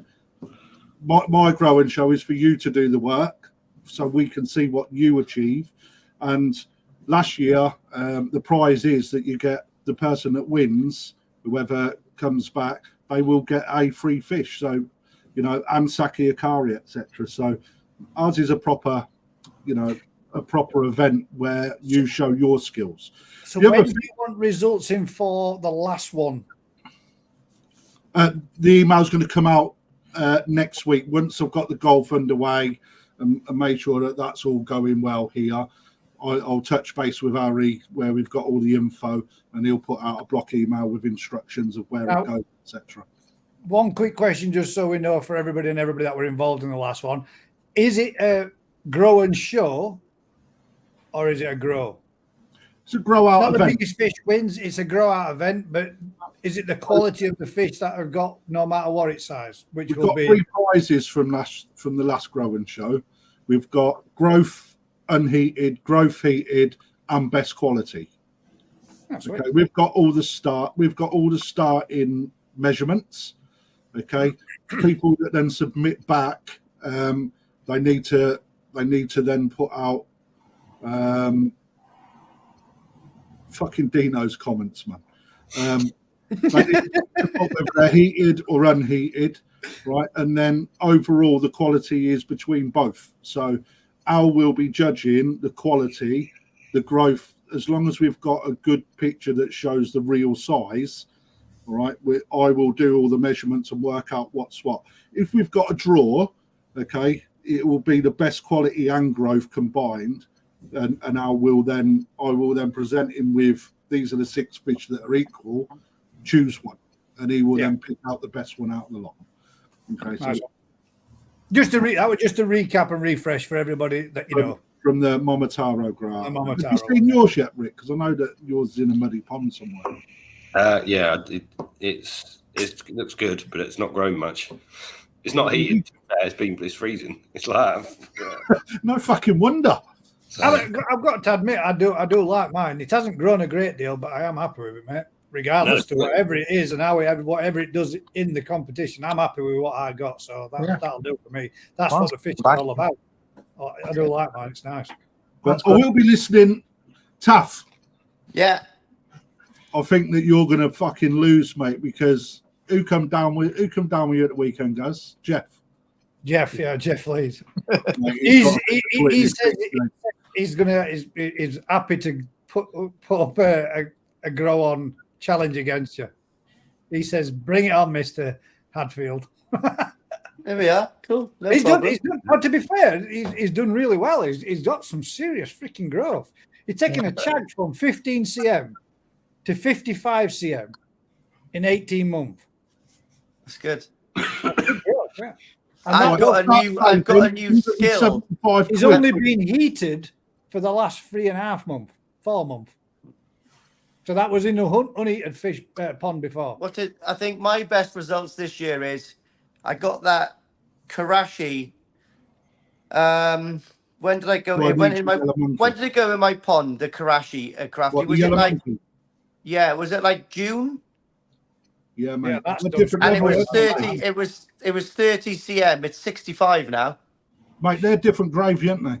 I've Mm. said that about 6 times now. I need a new fucking cat grade. But Mate, they're yeah, different like levels. I'm gonna try the Shiro grow out now. I'm gonna try breastfeeding, see what it's like. I think you got your work cut out for a couple of them that I know. That's why he only wanted 2 fish. That's it. I'm gonna melt 2 together to get extra volume.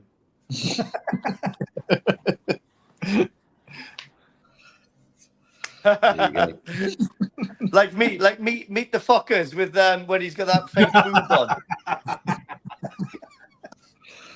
Right, 175 quid, guys. Get saving. Right, I want to see a good turnout, and there's loads of offers on the day as well. Right, How many fish have you got available? 50. There you go. So you can only But have that's all 50. It's 50 fish. That's what's being entered. In fact, it's 51, but one was a gift. So I can't let that go. All right, but there's 50 fish, and it is it's literally drawing chopsticks, pretty much. Last one out gets number 50. Last one out gets the last Hero one. Muji. That's to be fair, No, there isn't a bad fish in there. No. Yeah, and I tell you, from when I picked them up in Japan to them coming into the pond now, I've been in the pond for just over a week now. The sumi on, so when I see them in Japan or picked them out in Japan, they was a little bit underwhelming looking at the colours. So you've always got to have that forward vision, right? They have already started to, like some of the ones with a deeper sumi, they've already started sprouting. So even the ones that look the best in Japan would now have, if you was to choose what you're getting now, you would have a harder decision to make. Yeah. And they are banging, and we could see the difference, couldn't we? Well, for all those that are interested, and anybody wants a sneak peek, part 2 that comes out from the Perfect Aquatic visit that we did last weekend. Them fish are actually on there where we have a look through them all. We bowl some up. We net some up, don't we? You bring them up to surface in net, and we show all the fish for you to have a nosy at and have a look at. So you'll be able to see firsthand just how much different they looked in the bowl when Crafty showed them over a week on live. So and also we'll have a look at Gaz's video as well, all right? Because I give Gaz like pretty much the best access. So bowling fish up, bringing them up in the ponds, etc. Yeah, they'll all your new stock, won't they? Everything. Absolutely everything, right? So, like I said, there's going to be deals on the day. So, even if you're not in the event, come down, guys, and have a look what we've got going on, because I'm going to make it worthwhile. Excuse me, sir. Crafty. Come on, man. Did you manage to get Kobayashi stuff back? Yeah. Have you got that in your facility now? Lovely. Yeah, they're all there. That's okay. That's all I need to know. I'll be on FaceTime tomorrow. every single fish that I purchased in Japan is back in the establishment now. Because you showed me a video of Was two that shearer me? that I want off him as well. Remember? Some Mate, really nice fish. got Some really nice fish. some excellent NND Sankey as well, top class at Tozer. You know, I was I thinking, think I put my name on one of those as well, didn't I? Yeah, it's, we have got, I think, 28 with your name on. Yeah, it's like dibs in them all, isn't he? I think there were 40 pieces of the very high quality stuff that I picked out that pond, and the ones that I picked, 3 of them that I picked come in his top 7. You know, Is that the NND Sankey? the Sankey, yeah. Yeah. I think the one I picked, he picked out as his number 2, didn't he? Yes. Yeah. He's blind. Obviously, that was his number 1. He just didn't overlook it. No, You know, honest to God, guys. So, you know, I'm not blowing smoke up my ass, but we had the EA rep in today, and he had a look round and he went, "Fuck me," he said. Well, the quality of your fish, you know, are to be contended with elsewhere. You know, they actually he come round, and bearing in mind he goes around all the South Coast, etc., where the shops that he visits, he said, yeah, you're going to take some beating for the quality of your fish, right? And that's not my words, that's his. That's just me relaying what he said to me today. There's some exceptional Deutsch fish, man. Some of them, man, are mint. There's some nice kahaku as well. Yeah, there is some really nice kahaku as well there. Where's your Deutsch stuff from, Kraft? Shinoda, a lot of good Deutsch Shinoda stuff. Oh, Got shit. loads, What, from man. the last Got trip? loads of everything. You what, mate? From the last trip? Yes. Shaza. Lovely. It's They're Shinoda, probably a baby. bit cranky, aren't they, with not having too much fag butts thrown around? Yeah, eh? mate. There's fucking no fag butts floating around in the ponds. Do you know what, right? I sold about 15 Shinoda cigarette butts when I was over there. There you go, DT. He's got some really nice jumbo kahaku. Well, nice. Special as well. Yeah. Anyway, you'll see. It'll be dropping this weekend. First one will be out tomorrow night, which will be the golf part, and then the part 2 will be into the fish and the store tour of the whole. And I will say this, mate. I will say this, Anthony. The shop, man, compared to what it was before the new layout. Don't get me wrong, guys. It's not 100% completed yet, but there is a vast improvement there. Thank you, mate. A lot of hard work, blood, sweat, and tears, man. Yeah.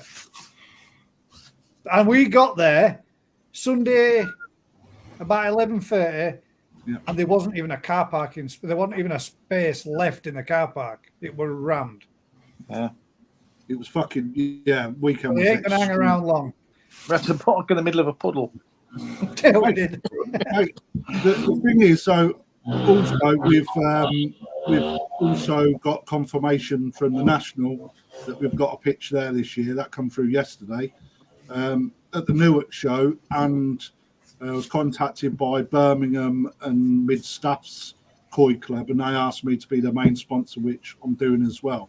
So their show is beginning of October. So this year I have definitely put my foot on the pedal and getting the company to where it deserves to be. The fish that we've picked have come as the top picks out of the ponds with the breeders. So it's not what's available. It is what I've gone and found and said, right, that's good enough. And I've picked out what I believe are the best fish with help from breeders. So they're not going to sell me shit stock. I've learned a hell of a lot when I was in Japan, and just looking at what's in our ponds. If I was to do a like for like from where we are now to where we were last year, right, I think that everybody that knows what they're looking at would say you've gone up a few levels here. Just a selection, the amount of different breeders that we've got, the selection of fish we've got, and the quality, and even the prices. When I release the prices, we're going to have fish from Japan as little as £30 all the way through to, £6,000, right? And it goes through like, £30, £40, £50, £60, £80, £120. There is at every level with lots of variety from lots of different breeders, and I can honestly say the amount of ponds that we've got in the shop, I don't think there's another koi dealership in the UK that can boast what we boast.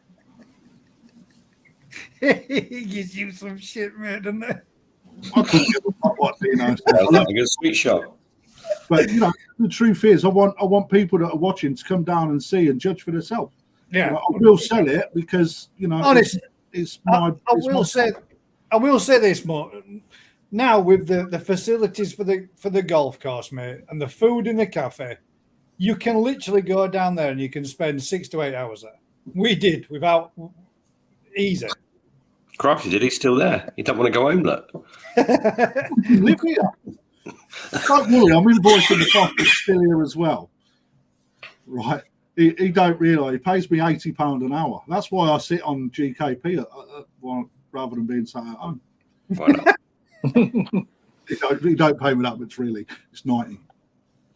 Quick question then from Dino, and then if you can if you're making your way on 500-gallon grow on, would you go with a top, bottom, or middle 2-inch return, please? Asking for a gentleman, real nice man. Thank you. 500 gal grow on. Would you go with a top, bottom, or 2 middle returns? I'd ditch a 2-inch return immediately. You can go 3-inch if you go Cottony Koi bottom drain, or the bigger the amount of pull in there, the better. Yeah, a 2-inch bottom drain. I done it. So on my original grow on, it was 500 gallon, and I was using an easy an easy pod, gravity fed, and even though I had a 4-inch bottom drain on there, I tried to get a 3-inch, but the company couldn't get one, so they give me a 4-inch with a reduction to a 3. But then, because of the way I dug it out, I had to reduce that then to a 2-inch. So effectively, I had a 2-inch bottom drain, the pipe going into the easy pod, and I couldn't get the flow. No flow. I couldn't get the flow to to equalize at all.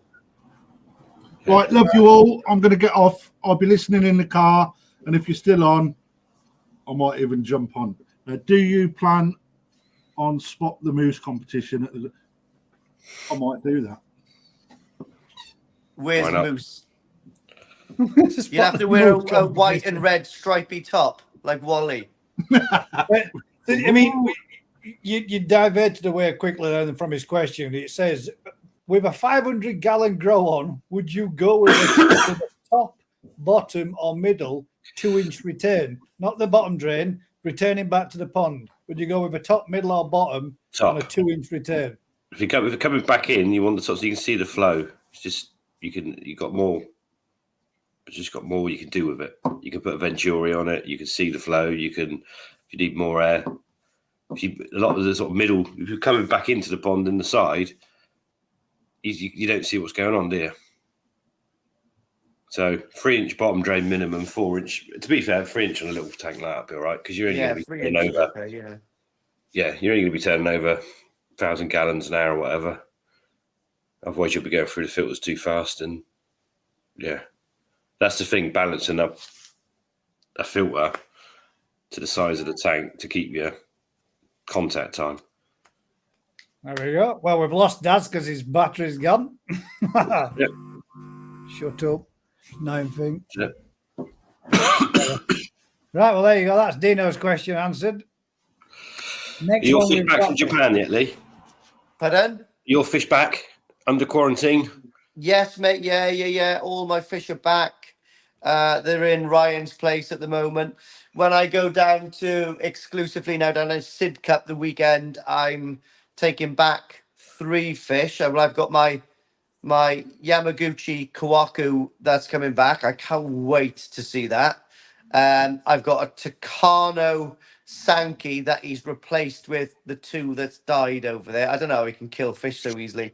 But anyway, I've got that one coming back. I'm probably going to offload that one because I didn't pick it. Knowing my luck, it's probably going to be mint. But anyway, we got that one, and I've got a Sakazumi Chibi Nisai that is I'm hoping it's going to do quite well on the baby champion side this year. I'm hoping it's going to be in for the running. So, but that's I'm going to put that Chibi Nisai in the main pond though, just to try to stump its growth a little bit. So I'll monitor where we're going, and then if I need to speed up the growth a little bit, I'll put it into the grow one to get that cooking a bit more. We'll see, and then yeah, then the rest of the fish, then I'll just go up and pick them up in about a month.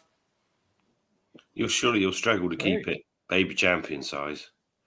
Well, it's what was it? I think it was about 17 or 19 cm, and it's cold at the moment in Kevin's. It's not Right. it's not cooking. So well, if I can, I can.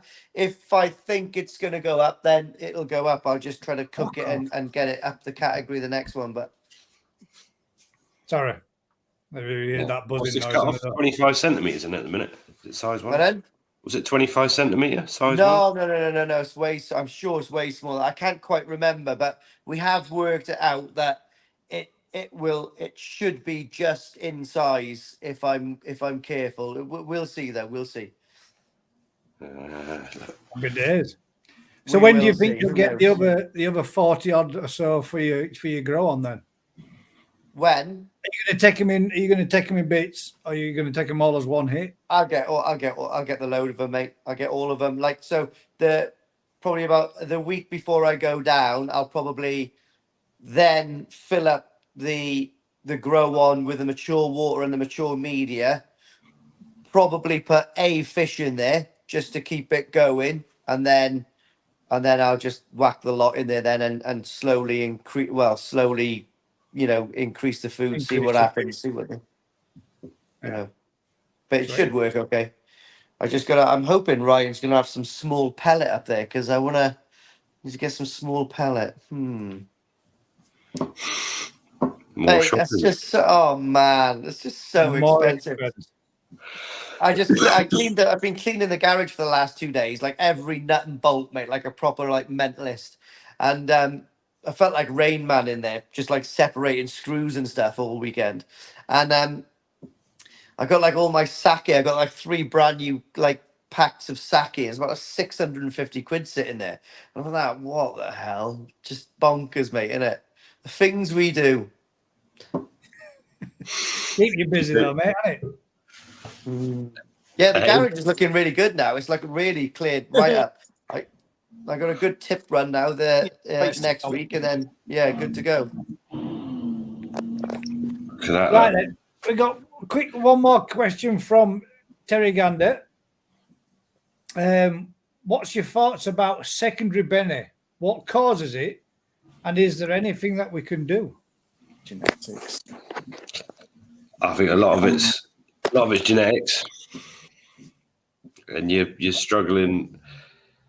Yeah, you can around the cheeks and whatever. A lot of people will literally cut it out, but it tends to keep coming back. Yeah. So, yeah, it's a pain. When you said before in the past about, when I've said, I did use some color enhancing food once, and a lot of different colors come up on a fish. Is it really such a thing as secondary beni, or is it beni that was going to come up regardless? But it's called secondary beni because it's there, but it doesn't come up in the same way, and it just makes like an orangey stain or whatever. Color enhancers will bring it out faster, as will temperature, as will anything else. But if it's predisposed to come out, it's coming out regardless. We're not like our Shiro. feed it, just might be advancing it. Yeah, it's like our Shiros. We feed our Shiros the same colour food as we do everything else, and they don't produce any secondary beni because they're on colour food. It's not there. It's not there. Those that are going to throw some secondary beni throw it regardless. It's just you can bring it out quicker. The warmer they are and the more colour food, the quicker you see it. So I think I think Cheaper. when I was over in Japan in October, when they harvest a pond, let's just say Odakan again, right? So when they harvest a pond of Kawaku, which might be Nisai or Sansai, they'll harvest them. There is a guy there. They literally just they put them in the first vat, and they got two bowls set up, one with sedate and one on a little table, and they've got another fresh vat. They'll come in, Odakan will look at all the fish, and he'll go that one, that one, that one, and that one, and they all get cut there and then. They get nipped and tucked, and then they go into the vat to get sold by breeders. So, but then and then you'll have like another harvest then later on in the year where you'll have Sansai, and they'll get nipped and tucked again. I think you're going to be lucky to have a really high class, a really high quality like Kawaku with really good beni that probably doesn't get secondary. I think you've got to be lucky not to have that, because my experience in Japan, which is limited, but every time I've been there, the fish just get it's like shearing sheep. They come out of the ponds and they get nipped and tucked, and then they get put back. Do you know what I mean? And they look good for the year, and then they go back into the mud ponds, and they might need it again when they're Sansai. Then they go back in the mud ponds, and they might need it again when they're Yonsai. It's just one of those things. Yeah. So it is something that they can remove or do remove. Oh, Yeah, they remove it good, mate. I've seen him. I've seen mate Odakan. I can't remember his name, but one of his main staff. He's Da Vinci, mate. You know, like obviously, I that was one of the things that I couldn't film when I was over there. But I must have watched him for about 45 minutes, an hour sometimes, just operating on these fish, just cutting Benny out of the face, cutting Benny out of the fins, like just removing scales to make the pattern more like more sought after. Absolutely bonkers, mate. It is like it's like going into yeah, it's mad. They produce, you know, taking a few scales out can triple the value of a koi over there, and it gets they know that, and it gets done. You know, it's just that's how it works over there. You know, so it is absolutely crazy. But that's the dark part of the hobby there. You know, and it is it's not just there; it's everywhere. Does it? Every place I've gone, then they don't mind that, you know, if you know their philosophy, I think, is that, you know, if you're Enhancing the fish. well, yeah, exactly. I don't know, mate. I'm not quite sure what I think about it, but yeah, it's definitely the done thing. But you've got two ways to think about it. So if you get a fish comes out of a mud pond, which when it went in, let's just say as Tozai, it was like amazing, right? Comes out as Nisai, it's got a bit of secondary Benny on the cheek, right? So that fish has got two options. Its path is going to be changed, right? So it either gets a bit of a sedation and gets that scraped out, which is not going to feel. It goes go back in the pond, and then that's going to get sold for a lot more of premium, and it's going to go to a lot better pond and have a better life at the end of the day. Or it's going to have that Benny, and it's going to go into a console box, which is going to be sold for peanuts in a garden centre somewhere. So you've got to weigh it up. I don't know. If I was a fish and I came out with a bit of Benny on my cheek, I'd go scrape it out, mate. I want to go to Tafaguchi's pond. Do you know what I mean? I suppose the that's- flip side- You know, One way like of looking at it, you've got to really. think it's you know, I don't know, like it's a strange thing to talk about, but it does happen a lot out there. But the flip side of that is obviously generally when a fish shows it, they'll take it out, but it's predetermined to come back. It's going to come back again, yeah. But It like gets when sold you're for more buying the premium. fish, if that's been done and you're not aware of it, and you buy the fish, then by the time it comes back again, it's going to be in your pond. Yeah, but Yeah. that's But if So that you've if been that sold fish, a premium fish that's technically not a premium fish, and it's a fish with a band-aid stuck on it, and you're getting a premium price for a fish that you should have been at a pickup at garden centre for 35 quid. I suppose So that's then, another I way don't of know, looking at it. We've is- been, you know, devil's advocate there. But it's right in some ways because the fish gets what it needs, but then again, it's kind of corrupt because you're twisting people's arms up the back and selling them something that it's not necessarily going to be. here's one though, I don't know the answer to this, but you know, you're saying it's not a premium fish because it's had a bit of secondary Benny come out on it somewhere. Now, the reason it's had secondary Benny is it because it's got a lot stronger like beni. So would that enhance the rest of the fish? Do you know what I mean? Make the beni plate a lot stronger, and that's why it does blister out in a bit of like secondary beni because it's got a lot of pigment in there. Oh yeah, but it's a difficult one again, isn't it? Because at the end of the day, some lines don't do it. You know, you get some bloodlines that are much more prone to it. Yeah, So it's not necessarily the quality of the beni; it's a family trait. Yeah, So- yeah. It's gonna get bred out. Yeah. So I don't know. It's like turning around and saying to you, right, you're going to be picking up your brand new Mercedes, 95 grand, brand new spanker, and as a delivery driver, I pranged it into a wall on my way around corner. I took it back to depot, and they put it in spray booth. They sanded it out, filled it up, sprayed it back up. I brought it back and dropped it off at your house. Now, if you found out that that vehicle had been in an accident and it were pranged, but it looks perfectly all right now, but obviously because it's been in an accident, in years to come, that's going to become a rust scab and eventually it's going to be damaged. Would you want that Mercedes for 95 grand? No, not if you're paying a premium for it. Yeah. There you go. That's the bit that I was meaning. If Yeah, you're paying, exactly. If you're paying a premium price, it should be a premium item. Again, we're talking about secondary beni and that guy cutting, but like also like cutting like fish to enhance them. But I also watched him for ages as well, like operating on a koi, fixing koi. Do you mean? Oh like, yeah. I mean, amazing. The guy, or a split fin or and all that. yeah. Don't get me wrong. There's a skill in it, Lee, and I'm not denying that. Yeah. If you can take something, let's say for example, a quality fish took a jump, hit a guardrail, knackered its side up a little bit, and damaged some of its pattern, and they could make that back right. I don't disagree with it, and I'm not saying wholeheartedly I disagree with the ethics of altering or manipulating a pattern to a degree. But when they start going in and full on drawing some artistic colouring and putting figure of eights on them and all the rest of the bollocks that you see on them, I think that's wrong on a totally different level. Yeah, of course. I'm not saying that I disagree with the others. You know, a scale that's out of place, just not looking like it's right for the pattern. It breaks up and makes up, you know, the first dan and the second dan together, making that separation and removing that and allowing it to come back as a clean white scale again.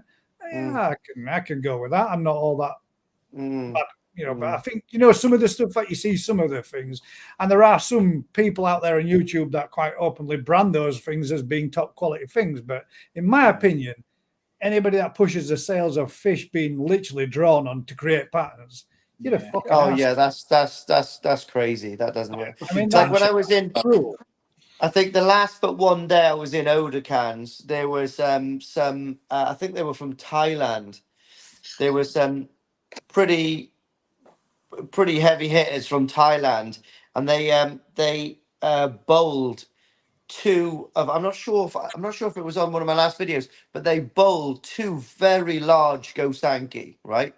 And I don't even know how much they were, but they would have been, you know, 20 to 40 grand's worth, mate, easy. And not easy, right? From my experience of like kind of like the prices over there.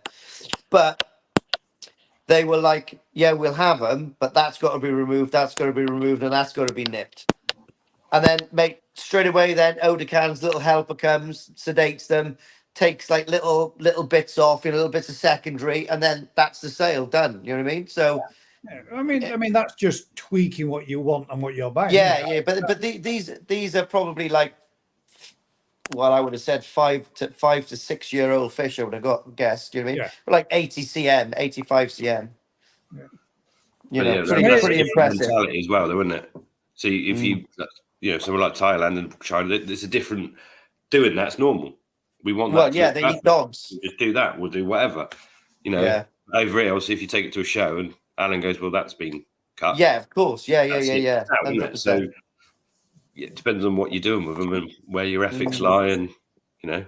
Yeah, I seen that on the first national where someone was benching someone's tant show and he was like that. No, I'm not entering that. It's been cut. The circle's too perfect. And you're like, as the first time I ever sort of like, I was like, what do you mean cut? I was just listening, like, do you know what I mean? And I was like, oh, right, okay, yeah, you know. There is like that's before I knew like all of that side of stuff. Do you know what I mean? But yeah, it's interesting. But yeah, that's what actually turned me off tan shows then, because like I only really want to show. I buy fish to kind of like condition them to show them really at the moment, and I thought to myself, what's the point in trying to search for the perfect tan show?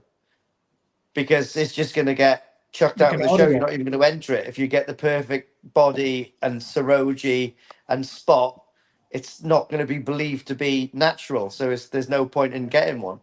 Yeah. You know. As Claude just put in there, new cars. You're preaching to the educated, mate. I've worked in the motor trade. I've worked for Toyota, Lexus, Mercedes, Vauxhall. I've seen thousands of cars come in and get done, mate. And I know it happens, but the customers don't know. That's the difference. They don't know that their vehicle's been in. They don't know that whilst working for Toyota, I've had a brand new Celica come in, Toyota Celica come in, and it's been bashed up, smashed up, and damaged on a transporter. And literally brought in another brand new Celica body. It's taken every single thing out of that vehicle, swapped it over, put it into a new vehicle body, and sold it on as a customer, and wrote the actual main body off. Gone, done. So I know it happens, done, mate. I've sprayed them, done it hundreds of times, but that's not something you tell your clientele though, because they won't want to buy them. That's the thing again, though, isn't it? If you can't see it and you're happy with what you pay exactly for it. What you don't know about, does it hurt? Does it harm? But on the fish side of things, I mean, that's, you know, it's perfection in it. People are looking for perfection and they want the perfect fish. And if they're prepared to pay for it and they want it, well, why the hell not, man? At the end of the day, it's their pond, it's their choice, isn't it? But I get where you're coming from, Rick. It's a bit that way, isn't it? And like you say, it's put you off tan shows for that exact reason. Yeah, I would love a tan show. It's very, I mean, you can get them. Daz has had what in that spawn that we got last year, Daz, last season, you must have had about 25 tan shows. And the vast majority of those tan shows turned into Shuramujis. And all of them was real nice spots, real perfect dead center spots. And then it just faded away and disappeared. And the ones that stayed were the odd one or two that were slightly off-centered, which you couldn't create. But I would imagine if the likes of, no disrespect, Daz, but the likes of a small establishment like yours can produce a few out of a spawn, then somebody big scale doing it, you know, producing thousands and thousands of thousands would get several hundred of them that were of a good quality. And then perfectly tweaked up to make them look what they need to do. Yeah, my theory on the tan show has always been, especially on the Kahaku, has always been the fact of, let's face it, the majority of tan shows are ones that more pattern that it had on them has dropped off. And it's a Shiramuji with a spot. Well, they're the weakest form of Kahaku, aren't they? Yeah. They're what used to be,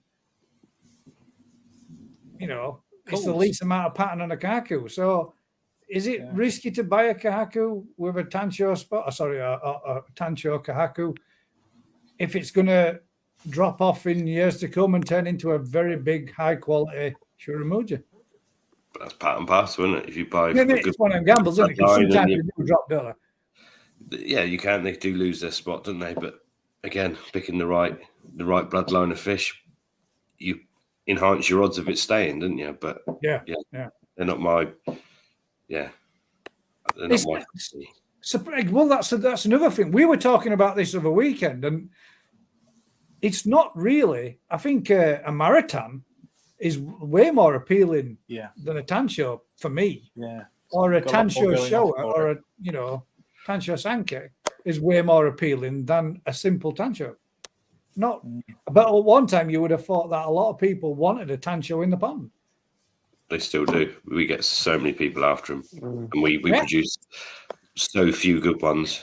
And yet you see some of the farms in Japan, and there'll be 50, 100 in a pond, and you're like, well, every one of them is better than any of ours.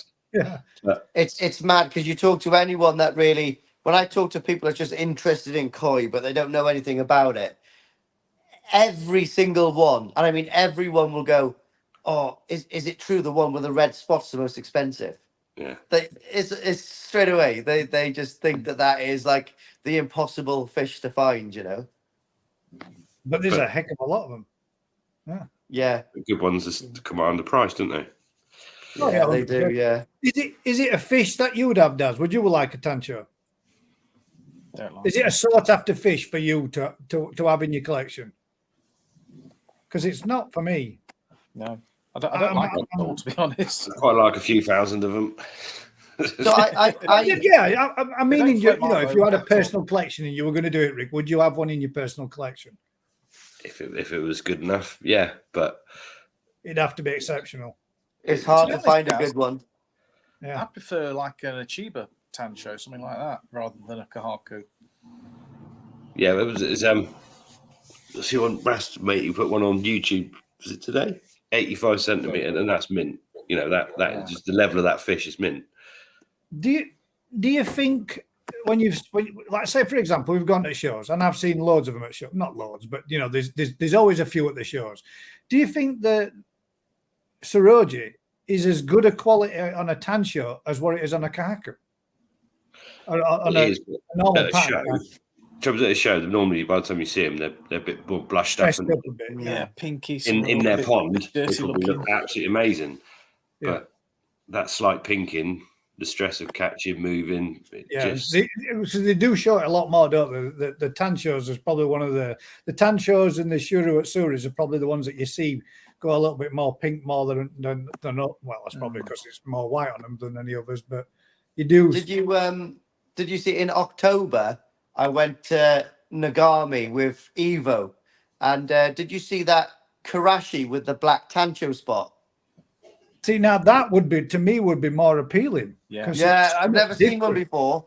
It was like probably like a Nisa, I think it was, and it was like a lovely Karashi with a black spot on his head. I was like, that is wicked. But I was going to make an offer for it, but like when I netted it and we bowled it to have a little chat about it, the sumi looked a little thin. Do you know what I mean? You could see micro little scratches on it, and I thought that'll just go. Like, do you know what I mean? not only will it probably go, but you'll get shimmies pop up elsewhere on it, wouldn't you? So Yeah, it's yeah. And, It was quite impressive though. Swimming around the pond is a very unusual, you know. That's pretty cool. Claude's asked there, at what price bracket would a koi get cut? I don't know, but like I said, when they come into Odokan, like all the knee size get done for sure. They all get inspected. You know, any dead scales get pulled out. Any like little bits and bobs that needs doing, and yeah, that includes enhancing them a little bit. You know what I mean? Not all of them. Not all of them need it, but like Well, yeah, you it's know, just definitely a few out of the pond need it every now and again. Like I've seen. yeah, but as a businessman, you can't not really, in some respects. Yeah, it's their they've got business, everything isn't it? invested in it, and that is their. They've produced these fish to put them out into a mud pond. They bring them back in. If they don't make what they wanted to make from that amount of fish, then that's profit margins dropping on its ass, isn't it? And if it's a little tweak here, a little tweak there, then you can kind of see why they do it. Or otherwise, it's like you said, it's a fish that's gone from thousands down to nothing in comparison. So you can see why they do it. Bear with me 1 second. Have a chat between yourselves, gentlemen. I need to go get a charger. He's off. See you in a tick. Yes. Are you ready then, Lee? Has you got your tank up and going?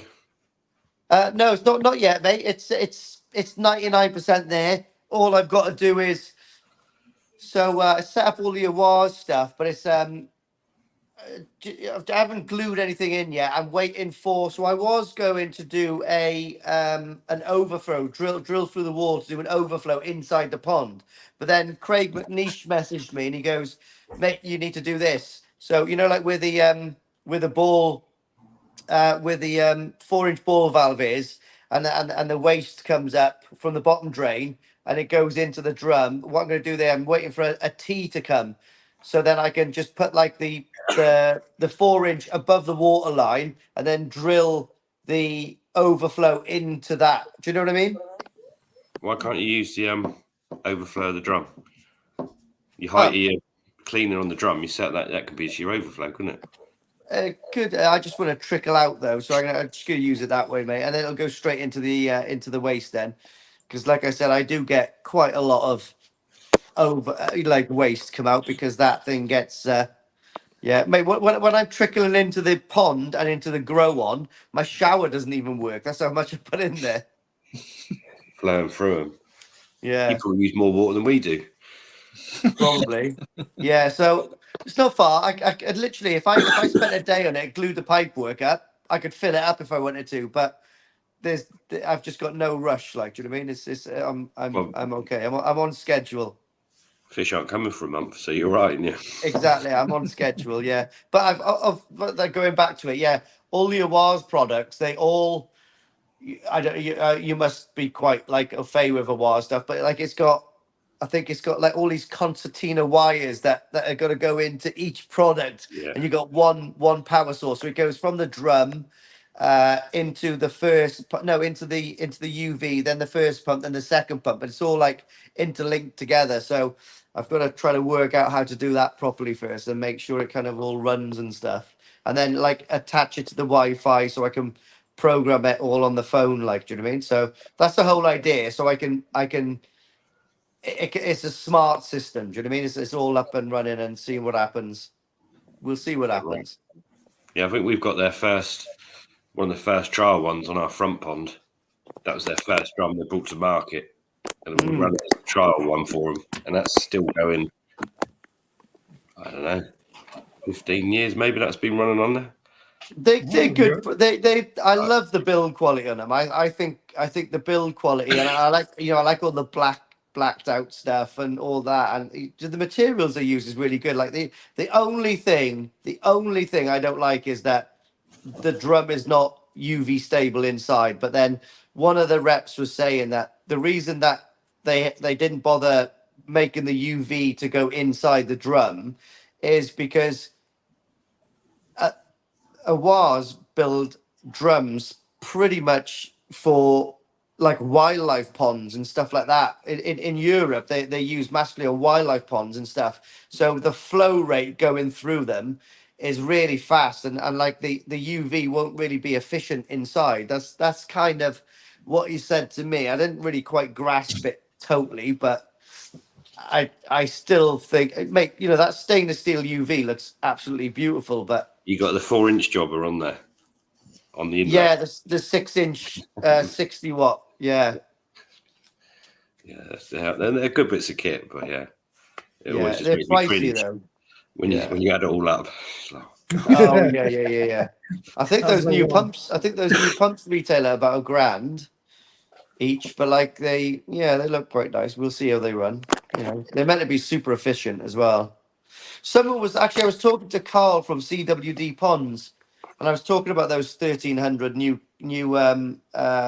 is it Core 6 pumps, and he was saying if you run a 30,000 EA pump flat out and one of those Awaz equivalents flat out, apparently you save about £800 of electric cost a year.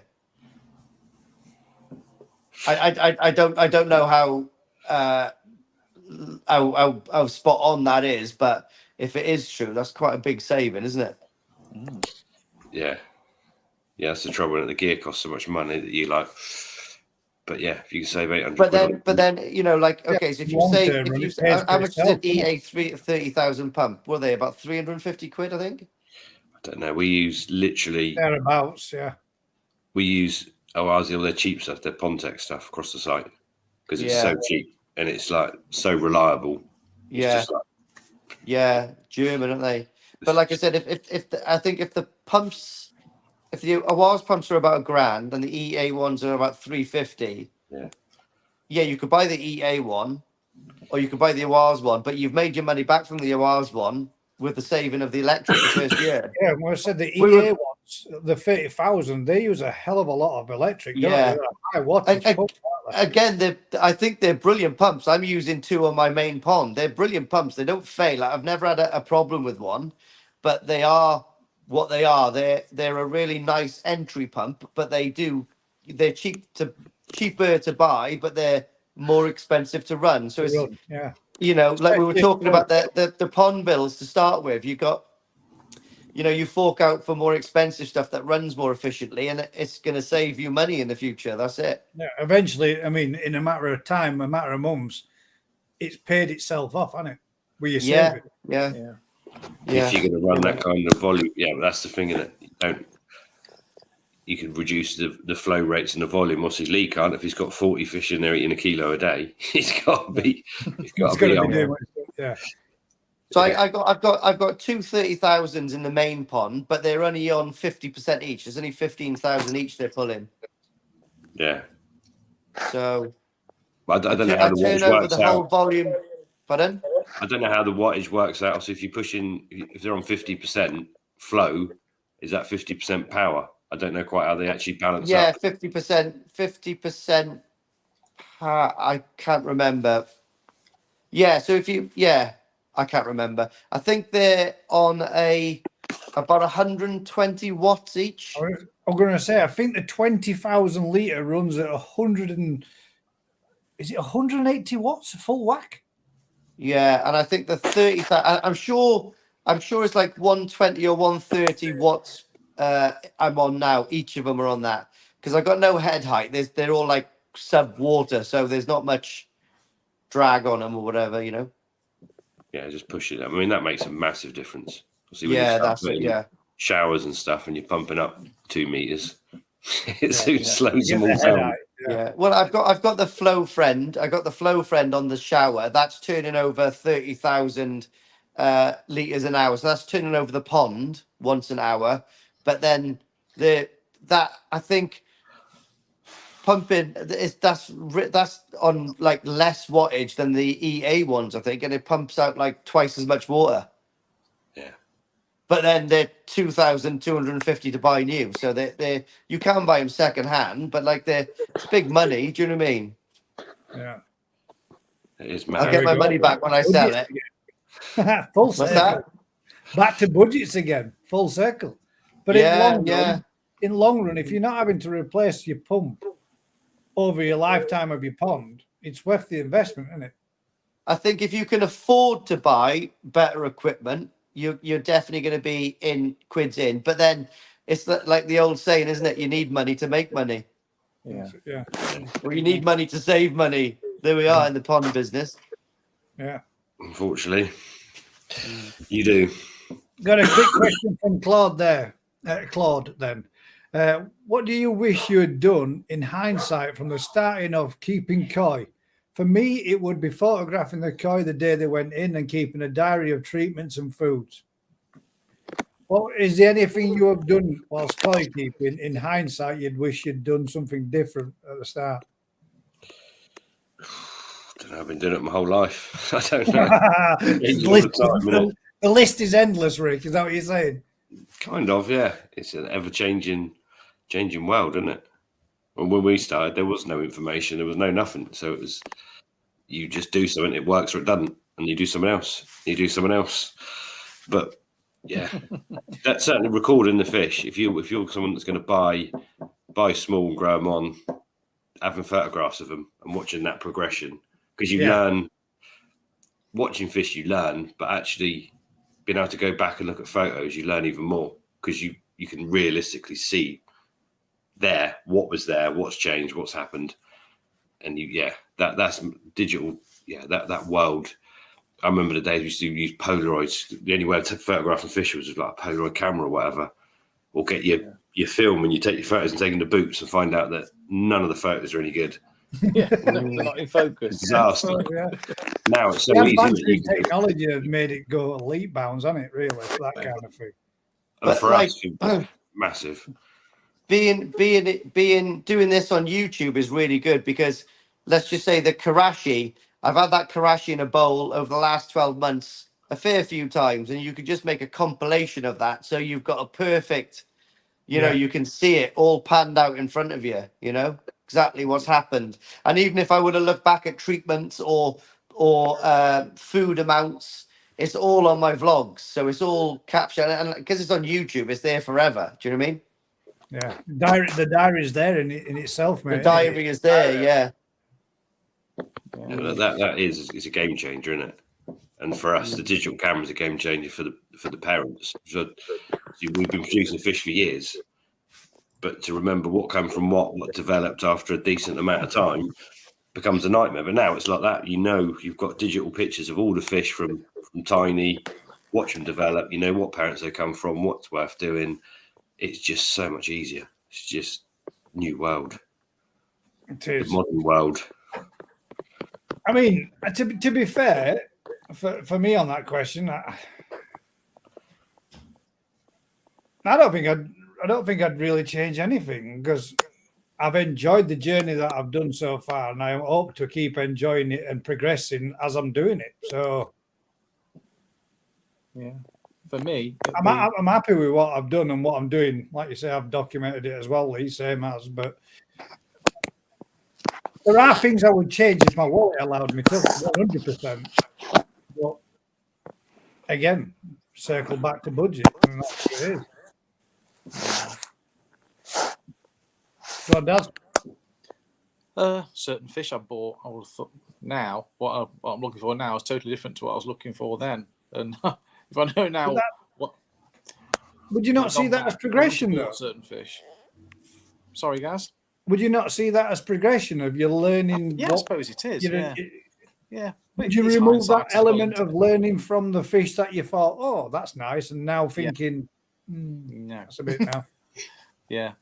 We've all been there. That's actually a good something. Yeah. I wish, looking back on things, I wish I've been doing the hobby for about 4 years, maybe now, something like that. And like the first year and a half, I was just floating around different dealers. Like, I wish I would have just sort of like bumped into Kevin Ryan pretty much straight away, because I think I would have learned more, because we've got a really good relationship, because we're quite friends, we're quite friendly. They've just texted me 2 or 3 times now since I've been on here. We talk quite a lot, and I learn a lot from the boys, and I wish I probably would have just got in with that little crowd straight away. Even though I dealt with some good people, I think I would have been a little bit more educated and a bit further on, and maybe not led so much astray by other people, possibly. I don't know. But would you not have thought, like Daz just said, same thing, maybe similar sort of thing, then Daz wouldn't want to bought a fish that he would necessarily buy now, and he would take that element out. But if you was to both do that and both say, like you said, right, you'd have been in with them, you'd have been buying higher class fish, and you'd have been making all your mistakes with top-notch fish, as opposed to making your learning curve with cheaper variety of fish that aren't as painful on the wallet when you have a disaster or something goes wrong. I know that sounds bad. It sounds like, I mean, cheaper fish you learn from, you progress from. You go out and buy top-notch fish and don't know jack shit about them and kill top-notch fish. That's one expensive lesson, isn't it? Yeah, I think I've always wanted to buy top-notch fish, but the difference is, like, I've gone into a place with the right budget. I've gone into the place with like 600 quid for Tozai. That's a nice budget for a Tozai, but I've always been pushed. I've never, like, the first few places I went, the people were really quiet, so they wouldn't, like, I would be confused, because I still get confused with selecting like really high grade stuff. Now, like, if I had a vat of like 10 kawaku, I could probably pick the best 3, but out of that top 3, then I'd probably get the number 1 wrong. Do you know what I mean? Where Ryan wouldn't. Do you see where I'm coming from? So, like, some of the places the knowledge difference. But then by being by them. Yeah, but then 3 years ago, you could put 10 kawaku in front of me, and I wouldn't have a clue. I'd just go, I like that one, but I wouldn't have a clue about any technical side of the fish. But in isn't that the progression within the hobby, that you pick something then that you like, and when you learn the hobby and you become more infused with it and you learn more about the ins and outs of it and what that particular standard should look like, that you advance through those situations to that level then. And now you're saying you could pick the top 3 out of the 10, but you couldn't pick the top 1 out of the 3. But back then you could only just pick the fish you like. That's progression, isn't it? If you miss those elements out, where would your progression be? Yeah, I know that, but back in the day when I was picking them like 4 years ago, and there was like 10 fish in the vat, you know, the dealer could have told me which was the worst and which is the best. Yeah, that's the bit. And that would have been a learning curve enough for me. But like, I'm still paying £500 for a Tozai, so I would have rather him go, well, that's the best one, so I'd have that if I was you. Do you know what I mean? Well, then, isn't your question to ask yourself, is that just a dealer just palming off his shit on you, making top coin out of you, and not being a genuine person with his clientele? Yeah, probably. I wouldn't say he's palming off his shit, but what they were doing is they're just sitting back and hoping that you're selecting not their best one, because it's in their benefit for not you to pick their best one. Do you know what I mean? If we go back to the bit then where I say it's not the dealer palming off his shit on you, right? If you say he's got 500 fish in and you can pick the top 10, but they're all priced at the same, but there's only 10 that are quality fish, and then you get into the top 3, but you can't pick the top 1 out of the 3. That means the other 497 are shit. Not shit, but that's the thing. No. They're just all right. They're not shit. Lower quality, but they're of a lower quality. So surely they should demand a lower price. But they don't. That's the trouble. You go to a shop, and if you've got 10 fish and they're all 1,500 quid each, some fish will be worth more than that. Some fish will be worth less than that. But it's preference as well. It's not just quality. Yeah, someone will walk in and go, I like that 3-step one. And I could say, well, that one's actually the worst of the bunch in terms of its quality and growth and body. But they're like, well, but I like that pattern. That's the thing. What do you do? Oh shit. You've upset But that's the difference, isn't it? That's progression, isn't it? That's the progression side of it. That if you walk straight into top notch, you don't learn all that stuff, do you? You've got to learn from your mistakes. But obviously, you can buy a very expensive fish that isn't worth the money, or you can buy a fish that's cheaper than that, that's worth a lot more. And until you know the difference, and obviously it does come down to personal choice as well. You can have 6 fish in a bowl, and they could be all equally good, but very different in qualities of them in terms of pattern and whatever. You know, people will pick different fish. Even when we go to the shows and Grand Champion, there'll be difference of opinion which is the best at the show. Yeah, so, I mean, we all walk around as a judge, don't we? We all walk around and we all go, "That's one for me," but it doesn't even get any recognition in the show. It doesn't even get a place, doesn't get anything. But we can go around it and you look at me and you think, man, I'd be proud as punched. I mean, that real dark Gushiki that we saw last year does. And I was stunning, that fish. Yeah. I would be chuffed to bits to have that in my pond. That was mint. But that's what I like. And that's what I like. It's not what a judge likes or what somebody else likes. There's still the element of liking a fish that you like. That's why you get customers that walk in and go, I want that one because that's what I like. And even though you might say that's not the very best of this, that, or the other, they still want to walk out with that fish that they like, don't they? But that is the hobby, in it. It's visual. Yeah, it's mad, isn't it? Sometimes a little mark or blemish on it means something to them. To us, you think, well, that makes it inferior, but it might be shaped like a rabbit or something, and that's exactly what they want. Well, yeah, it is. Yeah, it is a bizarre. I think it's an amazing hobby, me. I really do. The amount of difference that you can see in somebody's pond, somebody's fish. Everybody's got it don't matter whose pond you go to. 10 of us could go there and look at that pond, and every one of us would pick a different fish. Or you might get 2 of you that really like the same one, but the vast majority of us would all go, "Oh man, I like that one." I mean, I really do like Yamabukis, and they always catch me eye no matter which pond I'm in. And if I see a real nice one, man, it makes me wish that I could just go out there and buy that 60, 70 cm Yamabuki and have it in my pond, and I'd be chuffed to bits. But they're a very simple fish, a single colour. They're not that simple because if they haven't got the right body shape, skin luster, Exactly, yeah. scalation, they're simple on one hand and incredibly hard to get good on the other hand. Yeah.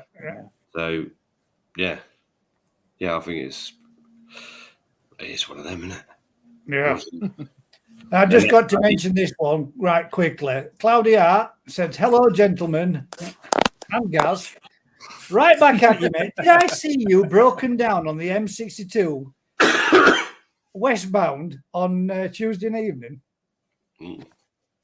I give you a quick bell, but I think you were on phone with RAC or somebody trying to pick you up. Was he laughing as he drove past, Gaz? No, I wasn't actually. I rang him because I was approaching an exit, and I thought if I give him a quick ring, if something I can do to help, but he didn't ring me back. But I could have sworn it was you, bud. Could have sworn it was you. No, you've got a twin, same car as well. That would be freaky, wouldn't it? Yeah. Look the same with the same car. Bit of a glitch. There's one on Rick's website under £50 section that I've had in my basket for 6 weeks. I think it's better than there you go. See, I think it's better than the £100 ones. There you go. But, stop leaving it in basket and get it bought then. 50 quid's a bargain. But there might be reasons for it. It might be, like I say, the body shape's not so clever, or the size of generally the pricing will reflect not just the quality, but also the size and everything else, doesn't it? But yeah. Tony says it's in my basket too. I'll race you to secure it. Tony can't get any more in his pond. I'll sort it out with Max as well, Top Chagger. Yeah, drop me a message, mate, and I'll get your dad's details across to you. Yeah. We'll sort them out. Chris Figures says, the hobby's changed. 30 years ago, I would only keep Japanese fish. For the last few years, I've had to change to English bred fish only. See, that's what I mean. Everybody can go one way or other way, can't you? You can go from one extreme to other. And I'm guessing Lee's battery must have gone on his phone. The difference is English fish have got better, but you can go to an English farm, and if you are knowledgeable about koi, you can get some serious bargains. Because generally the price is going to be a lot lower than the Jap stuff, and there might not be many of that level, and they might not be that easy to find. But you can go to Adams or ours or Marks, whatever, and you can find some seriously good fish amongst, the vats of fish that are sale. They're all 200 quid or 100 quid or whatever. There'd be a few in there that are, if you know what you're looking for, you can pick up an Asagi or a Shiro or whatever that's going to absolutely blossom into a banger. Can I? The little video that you sent, is that something that we're allowed to show? Yeah, what, the one in the tunnel? The one that you sent me today? Yeah. It's literally it's the bane of my life. It's been such a mess, that place. Getting there. I hope to have the pathway done by the weekend. So then it's just another 5 filters to get done. Just. Well, that's more than that. So I did the tunnel. 7. Let's get this full screen. I should have done some talking on it, shouldn't I? You should. Well, you can narrate over it now. Yeah, here we go. Yeah. I was just trying not to fall in, mate. It's just. I've got to admit, mate, when I saw them, I thought, if you just stand on that wrong part of that board, you're getting wet. The main problem is the main pathways obviously going to have to be raised and to the side of the door. So it's a monster. That doesn't do it justice for the size. It's like Takeshi's Castle, isn't it?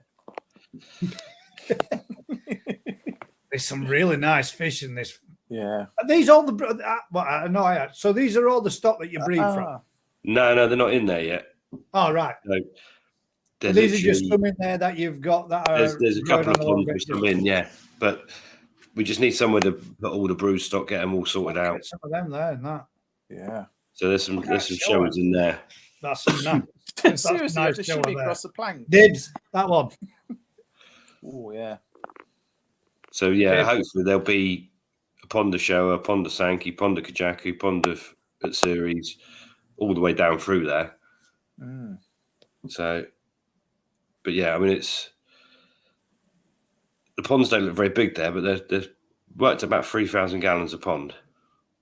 Yeah. So just over 10 ton a pond. And did you say those are some new fish that have just come in there then? No. There's some that have been sat in there all winter, which is why we had the little covers over them. Yeah. But yeah, it's once that the walkway gets done properly and all the filtration's up and running, it's going to be save some space. So they've got broodstock all over the place at the minute. So Do you know what you want to see if you can get hold of? For simplicity of, have you seen like scaffold tower boards? We've Yeah, got like one at the other end, but we're putting in a proper. You're putting in a proper walkway Yeah. all the way across. So it'll be so obviously you can take two people and a bowl. So when you're catching the fish, you've got to obviously get them onto the bowl and get them out. So that'll be the next the next problem. But it's a lot, yeah. It's just trying to make the farm. We're all getting too old now. Yeah. You used to have to climb in there under the little tunnels on your hands and knees, and Yeah, I bet that were a killer on your back, mate, doing it's a that. nightmare. Yeah. Yeah. But there is some nice ones in there, mate. Yeah. And the big Munger pond coming on well as well. Yeah. So the Munger, the Munger Well, obviously pond everybody will have tunnel's seen it next on door. live anyway. So yeah. I don't you ever have any problem with them jumping into different tanks? Because when I've done tanks like that, the buggers, I come back and I find it. They were all individually covered before, with mini polytunnels, but I don't think they're pretty settled. Once they get settled in there, they shouldn't be going anywhere. Yeah. So yeah, these when you big move ones in this one here now, then are these going to be sales fish? No, there's a few parents in there. Yeah, that's all Deutsch shower and Kindai shower and Kin shower. Nice sale. So They yeah, future brood stock. Yeah, some of them are. So you need so many more fish than it seems to do all the varieties, all the variations.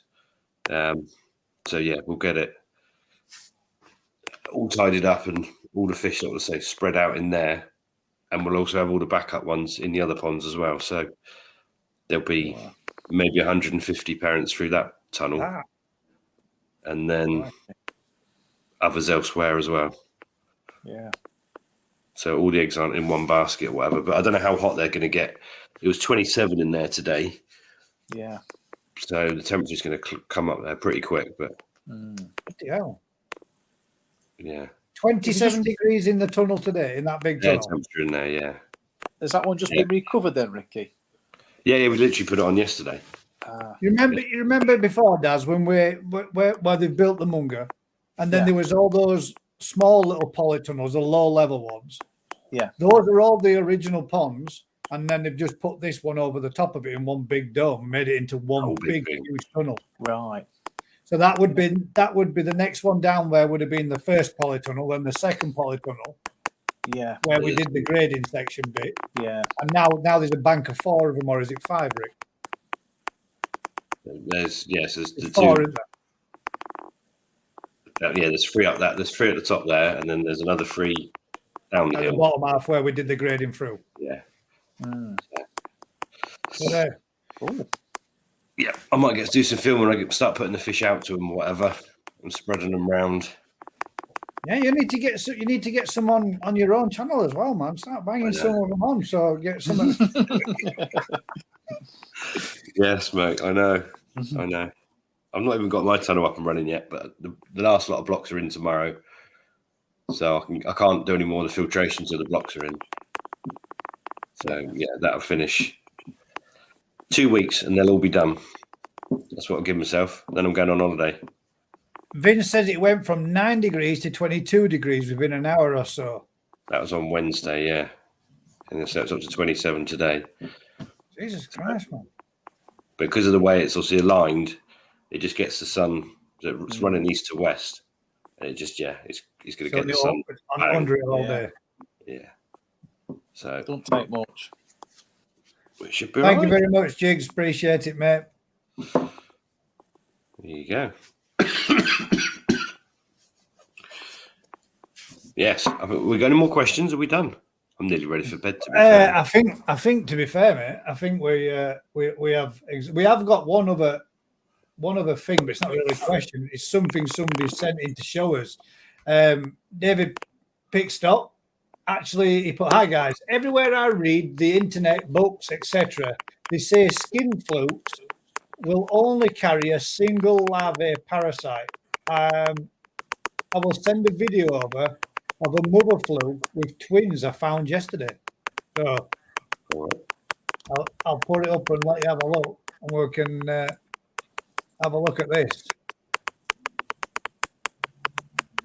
Is that Daz? Are you tapping? That's typing away like crazy. Oh, he's on the type. I don't think so. So we've got this here, and I'm guessing. Hang about, right? I'm guessing it's going to be those two there. No, Well, the flukes are much bigger. When you see the fluke inside, and you can see sometimes you'll see like the actual fluke. The fluke's bigger inside, and then another one inside, like Russian dolls, and you can physically see it's not those little bits. It's not this bit here, then. Now you see the jaws go up where there's normally you'll see the second set. So you've got the main set of jaws on the fluke, but inside you come back down the fluke a little bit. There, you'll normally see another set of jaws, which is the one inside. Ah, right. But yeah, they are buggers. Ugly looking things, aren't they? They are ugly shits, aren't they? They're like 100%. tremors. But yeah, when you get a good picture one with the one inside as well, and it's like buggers to kill the outside one, let alone the next one pops out. And, Yeah. There does seem to be a lot of people struggling with them, but it's the temperature. The treatments don't work. Well, I think to be honest, mate, mine are flicking a little bit, but every now and again, I watched them for quite a while this evening, and I put my new filter sponges in my trickle filter, and I watched them, and I thought, well, I'll stand out here and have a coffee, and I'll grabbed a few slices of my pizza, and I stood out there and watched them for a bit, and I never saw no flash. So I thought, well, maybe it's just I've been having a bit of an itch and a rub, but I'm pretty much guarantee I'm going to kick the immune system off. Actually, I just said immunity and prevention because I've seen that come up. I'll kick the season off, no doubt, with a dose of something or other. Yeah. It's pretty standard. Might be flicking from the vape smoke. Might be. Yeah. Yeah, it won't be long before you'll get like flubenzidone in the food, like they do with pigs and stuff, where you can feed the fish to kill the flukes. But the problem with it, there's a comment that's been put in there: immunity and prevention. I don't think koi can become immune to parasites. No, you can get in a population. What you tend to find is you in a population you'll have, if you use a treatment or whatever, you might knock the flukes back 99%. I'm giving right. But it's always a little bugger that sits in the corner that's got really heavy mucus that you don't completely clear it on that one, and then the next generation obviously a bit stronger to the treatment, and they start on that one again. And the healthy fish generally, selection. Yeah, if the population's happy and healthy, they might have a few flukes, but they deal with it. Not be bothered by it. Yeah. No, because obviously their natural. It's not an immunity, but their immune response gets rid of some of the flukes, and the flukes don't have such an easy time breeding. They haven't got the same amount of mucus on them, so you tend to find you can have 100 fish in a pond and 99 buzzing around happy, scrape them, nothing on them. One sat in the corner, he's got flukes, and you think, well, are we better off taking that fish out, putting it somewhere where you can treat it properly, bring the temperature up, whatever, hospital, and have the bulk of the population don't put the treatment in there, just treat. There's different scenarios. It depends how all the fish are behaving in a pond. Sometimes all the fish look sad, They've got a problem. You need to treat the pond. Another time, you just like say you might have one fish that's just being a perpetual pain in the bum because its own immune system's so bad, or something else going on with it, that it just keeps going down with something. You sort it out, it goes down with something. That was like my Yamabuki. That's how that fish was. It was just like a magnet to everything. You see it in quite a lot of population. It's like the little sick kid or whatever. You get humans like it, don't you? Yeah. They just spend half their life going through problems. So he's back. Again, I've never heard anyone talk about protozoa here. And I suggest you go back and watch the 140 odd episodes, and you'll have heard us speak about them at some point or at some stage. Yeah, I could not tell you which one, but it's definitely been touched upon hundreds of times. Yeah, protozoa is just a word for the different size of parasite or whatever, isn't it? So like white spot. That's protozoan, isn't it? So we've had many discussions about white spot. We've even shown them. In fact, we've actually shown them, and in my video, we've actually shown every single type of parasite or protozoa or whatever in detail, and even shown all the bugs and creepy crawlies and nasties at microscope level, and shown them on the on my channel as well. So it's been covered at some point at some time. Oh, sorry. Do you think I never heard anyone talk about over there yourselves in, I'm guessing, Japan, maybe? Yeah, he lives in Japan. So they're not really something or a topic that you guys really get involved with much over there. It's a lot of the health problems we have are temperature related. We keep fish generally in cooler waters you don't want to be in. Yeah. 6 months of 8 degrees. It's not ideal, is it? No, to be fair, mate, we've not really got the best of environments for keeping foils, but we're as always, the English are a glutton for punishment, and we'll try us hand at everything. No matter how difficult it is, we'll still have a stab at it. I think all the garden centres, all those plants they sell that aren't frost hardy, and we all go and buy them and then leave them out to get killed. That's it. Plant about before Easter. Sterilisation before feeding season and before overwintering. See, that's preventative treatments, which is over here seems to be frowned upon. Yeah. But yet there are some older people, not older, as in older generation. I mean, older koi keepers that swear by that kind of thing, doing exactly that. You've got a different situation as well. I mean, out in Japan, you can still get treatments that work that will kill flukes. Whereas over here, we're just battling with what's allowed, which is again EU regulations that have said we can only have this amount of treatment in this product and X amount of. It's weaker. Everything we've got is weaker in it. Yeah. Well, out in Japan, you can get you can get antibiotics off the shelf for your fish. You can get Macetin or whatever that kills flukes off the shelf for your fish. It works, but we can't because it's not licensed here, and that is a massive problem. So not only we've got crap temperatures, we're not allowed to use the stuff that works. So it's a lot harder game, isn't it? Oh, listen to this one. Oh, the cabby. I missed it tonight. Football was on. Oh, no. That's a kicking balls, if ever I've heard one.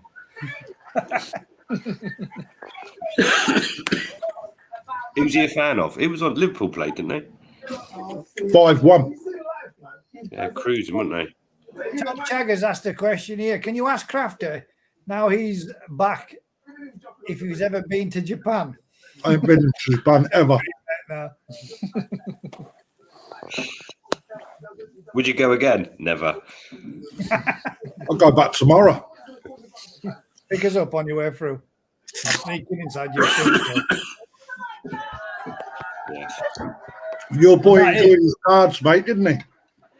Mate, he loved those Pokemon cards, mate. And all his mates have been round to see him. Have I? Yeah. I did watch that and think, good on him, like, because he was impressed, wasn't he? And he's like you said, is that a good one, then? Typical dad. Is that a good one then, son? Oh, I've No. never seen a shiny one in my life. Yeah, he's buzzing. So, yeah, I don't think they're worth a lot though. He's checked them out. None of these millions of pounds. That old chestnut, I've heard that before, mate. Yeah, I've got myself a new car out of them, mate. A new polytunnel, I heard. Yeah, it's a whopper. Yeah, that was a bit of a game putting that over. Yeah. It was, That definitely put a smile want a on his windy day face for doing that. regardless.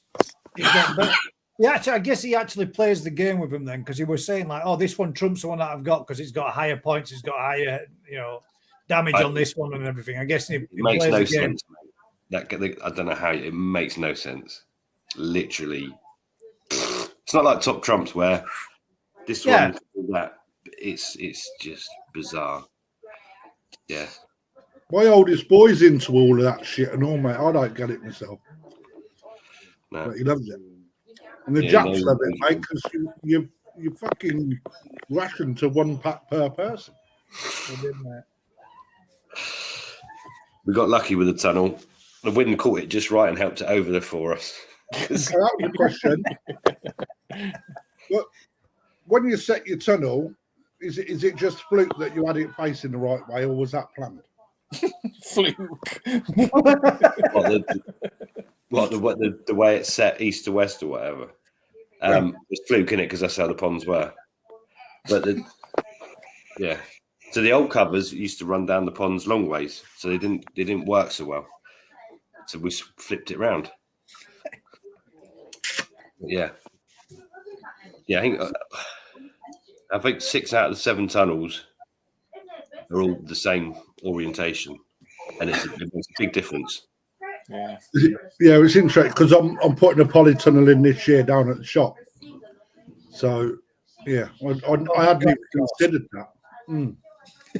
Yeah, but the thing is, you don't necessarily want it.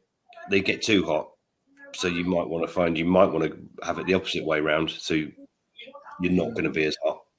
Does that make sense? Yeah. I'm gonna I ain't really got much choice, mate. It's going where it is. Yeah, but yeah, if you use like the clear plastic, 720 clear stuff, on a hot day, the black liners will hit 70 degrees. You'll start burning yourself on them. Yeah. I think it's about 120 foot. I think I can't remember now, but it's a big fucker. Yeah. It's gonna be a big. 140 odd meters, isn't it? It's not that big. I did get a 40-degree water temperature one year in a fish Remember, tank. mate, hour and 5 minutes. Would you say, Daz? I did get 40-degree water temperature in a fish tank in a tunnel once. Yeah, you'll get it. Yeah, that cooks the fish. Yeah, the Munger tunnel, I set the heater on 35 for chilling. So in the height of the summer, it will be chilling down to 35. Yeah, because it gets too hot. It does. Yeah, there's not a lot you can do other than just put more cold water in. You just can't put enough water in when 40-ton pond when it's hitting 35 degrees. When we have that one hot spell, you just got to open the doors, let the air through as much as you can, and put shades up. We end up putting pond liner in them. It gets that hot, the polythene starts to get lit. You think it's actually going to melt, don't you? It's crazy. Oh yeah, it does. You walk in, you instantly just wet through. No, not last year. The hot summer that we had. I literally walked into Daz's. My glasses steamed up, and I thought, "Wow, it's warm in here." And then I had a jumper and a t-shirt on. I took my jumper off, and 5 minutes of being in there, there were just beads, and my t-shirt were wet through. I was soaking. I was sweating like mad. Yeah, mate, I'll sweat like a pedo in the playground anyway. You know what I mean? You're willing one of them, mate. Yeah, you're willing there for sure. It's nice spring and autumn though. It's nice working environment in there. The temperatures are just nice. But yeah, it extends the old growing season, doesn't it? Yeah. So you can probably grow fish for 8 months of the year rather than 2 months of the year. Yeah. That's the reality of it. It is. Right. So where are you quarantining your fishcraft? You've got everything in the shop, but just not for sale. The only way I can do it, mate. Yeah. Yeah, certain ones are well out the way, others are not. They're covered, but it's signed up to say they're in quarantine and to leave them the fuck alone. You went out there and let Gaz poke them all about then. Mate, customers are the worst, though, aren't they, mate? They want to see what's under the cover. Yeah. Well, yeah, it's the worst thing you can do, isn't it? But, you know, We were peeking through all holes, us. Looking through. Look at them in there. to be fair, mate, they've all settled in extremely well, mate. So, you know, Yeah, I went to see Matt's at the weekend, and they're looking good. they're not. Yeah, they're looking good. Yeah, look, They are. Yeah, yeah. everyone's Good. settled in. He's happy as Larry. Is that your mate that were picking some up last week, Rick? Yeah. Howie Coy. So he's got a couple of big fish houses. So yeah, he's got some some nice stuff out there. There's, Read 'em. I had a couple of boxes of Sakazumi that didn't travel too well. But by the next morning, mate, I was happy as Larry again. Yeah. Not too bad than that. We're only a bit iffy when they come in, but we're all right back next day. Yeah, I mean, out of 62 boxes, you know, we had 2 boxes that didn't travel too well, and they've all recovered. Not a loss, not a problem. You know, we had one pond, you know, just through observations, you know, we found a bit of costia on them. You know, done. Bit of treatment. How do you beat quarantine? Buy off a Rick. You should still quarantine them, mate. As you can. No, but he's meaning by the sense of you're breeding them there, aren't you? So you don't have to quarantine your fish to go out. We can't really, can Quarantine we? the fish, put them in your own pond. Yes, but the difference it's is exactly the same scenario, isn't it? So, yeah. Right then, ladies and gents, we have exhausted all our questions for the evening, and Kraft has made me feel hungry. Chinese on the way home. Worms. We'll, That's all I did. Yeah, mate. Dug up out the garden this morning. What film was that from? Worms, Jason. Can you remember? Just outside in the pile of shit in the garden, mate. Oh, that's Lost Boys. It is Lost Boys. Yeah, Look at that. film that was. Yeah. Good Look at stuff. I just said, right, ladies and gentlemen, and Terence says, "Night, guys." Right, that's it. Goodbye. You're done. Don't blame me. Terence misses out of the giveaway. Not really. I'm messing. Yeah. Thank you very much, everybody, for joining us this evening. Usual thing, guys. Thank you, Crafty. Thank you, Daz. Thank you, Lee, for coming and joining us again, mate. Thank you again, Rick, as always, bud. Usual thing, guys. If you've been enjoying this kind of content, if you could do us a huge favor, like, share, subscribe, tell a friend, and until tomorrow evening, when the first part comes out for Crafty's Perfect Aquatics golf tournament, we'll catch you on the next one. Keep smiling, all. We'll see you on the next one. Cricket bat. That's the one. Cricket bat. Cheers. Oh, yeah, Top Chagger. Drop us a message, mate. Drop us a text, and I'll get you the details through for Daz for your axolotls. We might even get a day sorted out where we can come down and we'll all have a meet up. Yeah, Night, all. cool. Take care.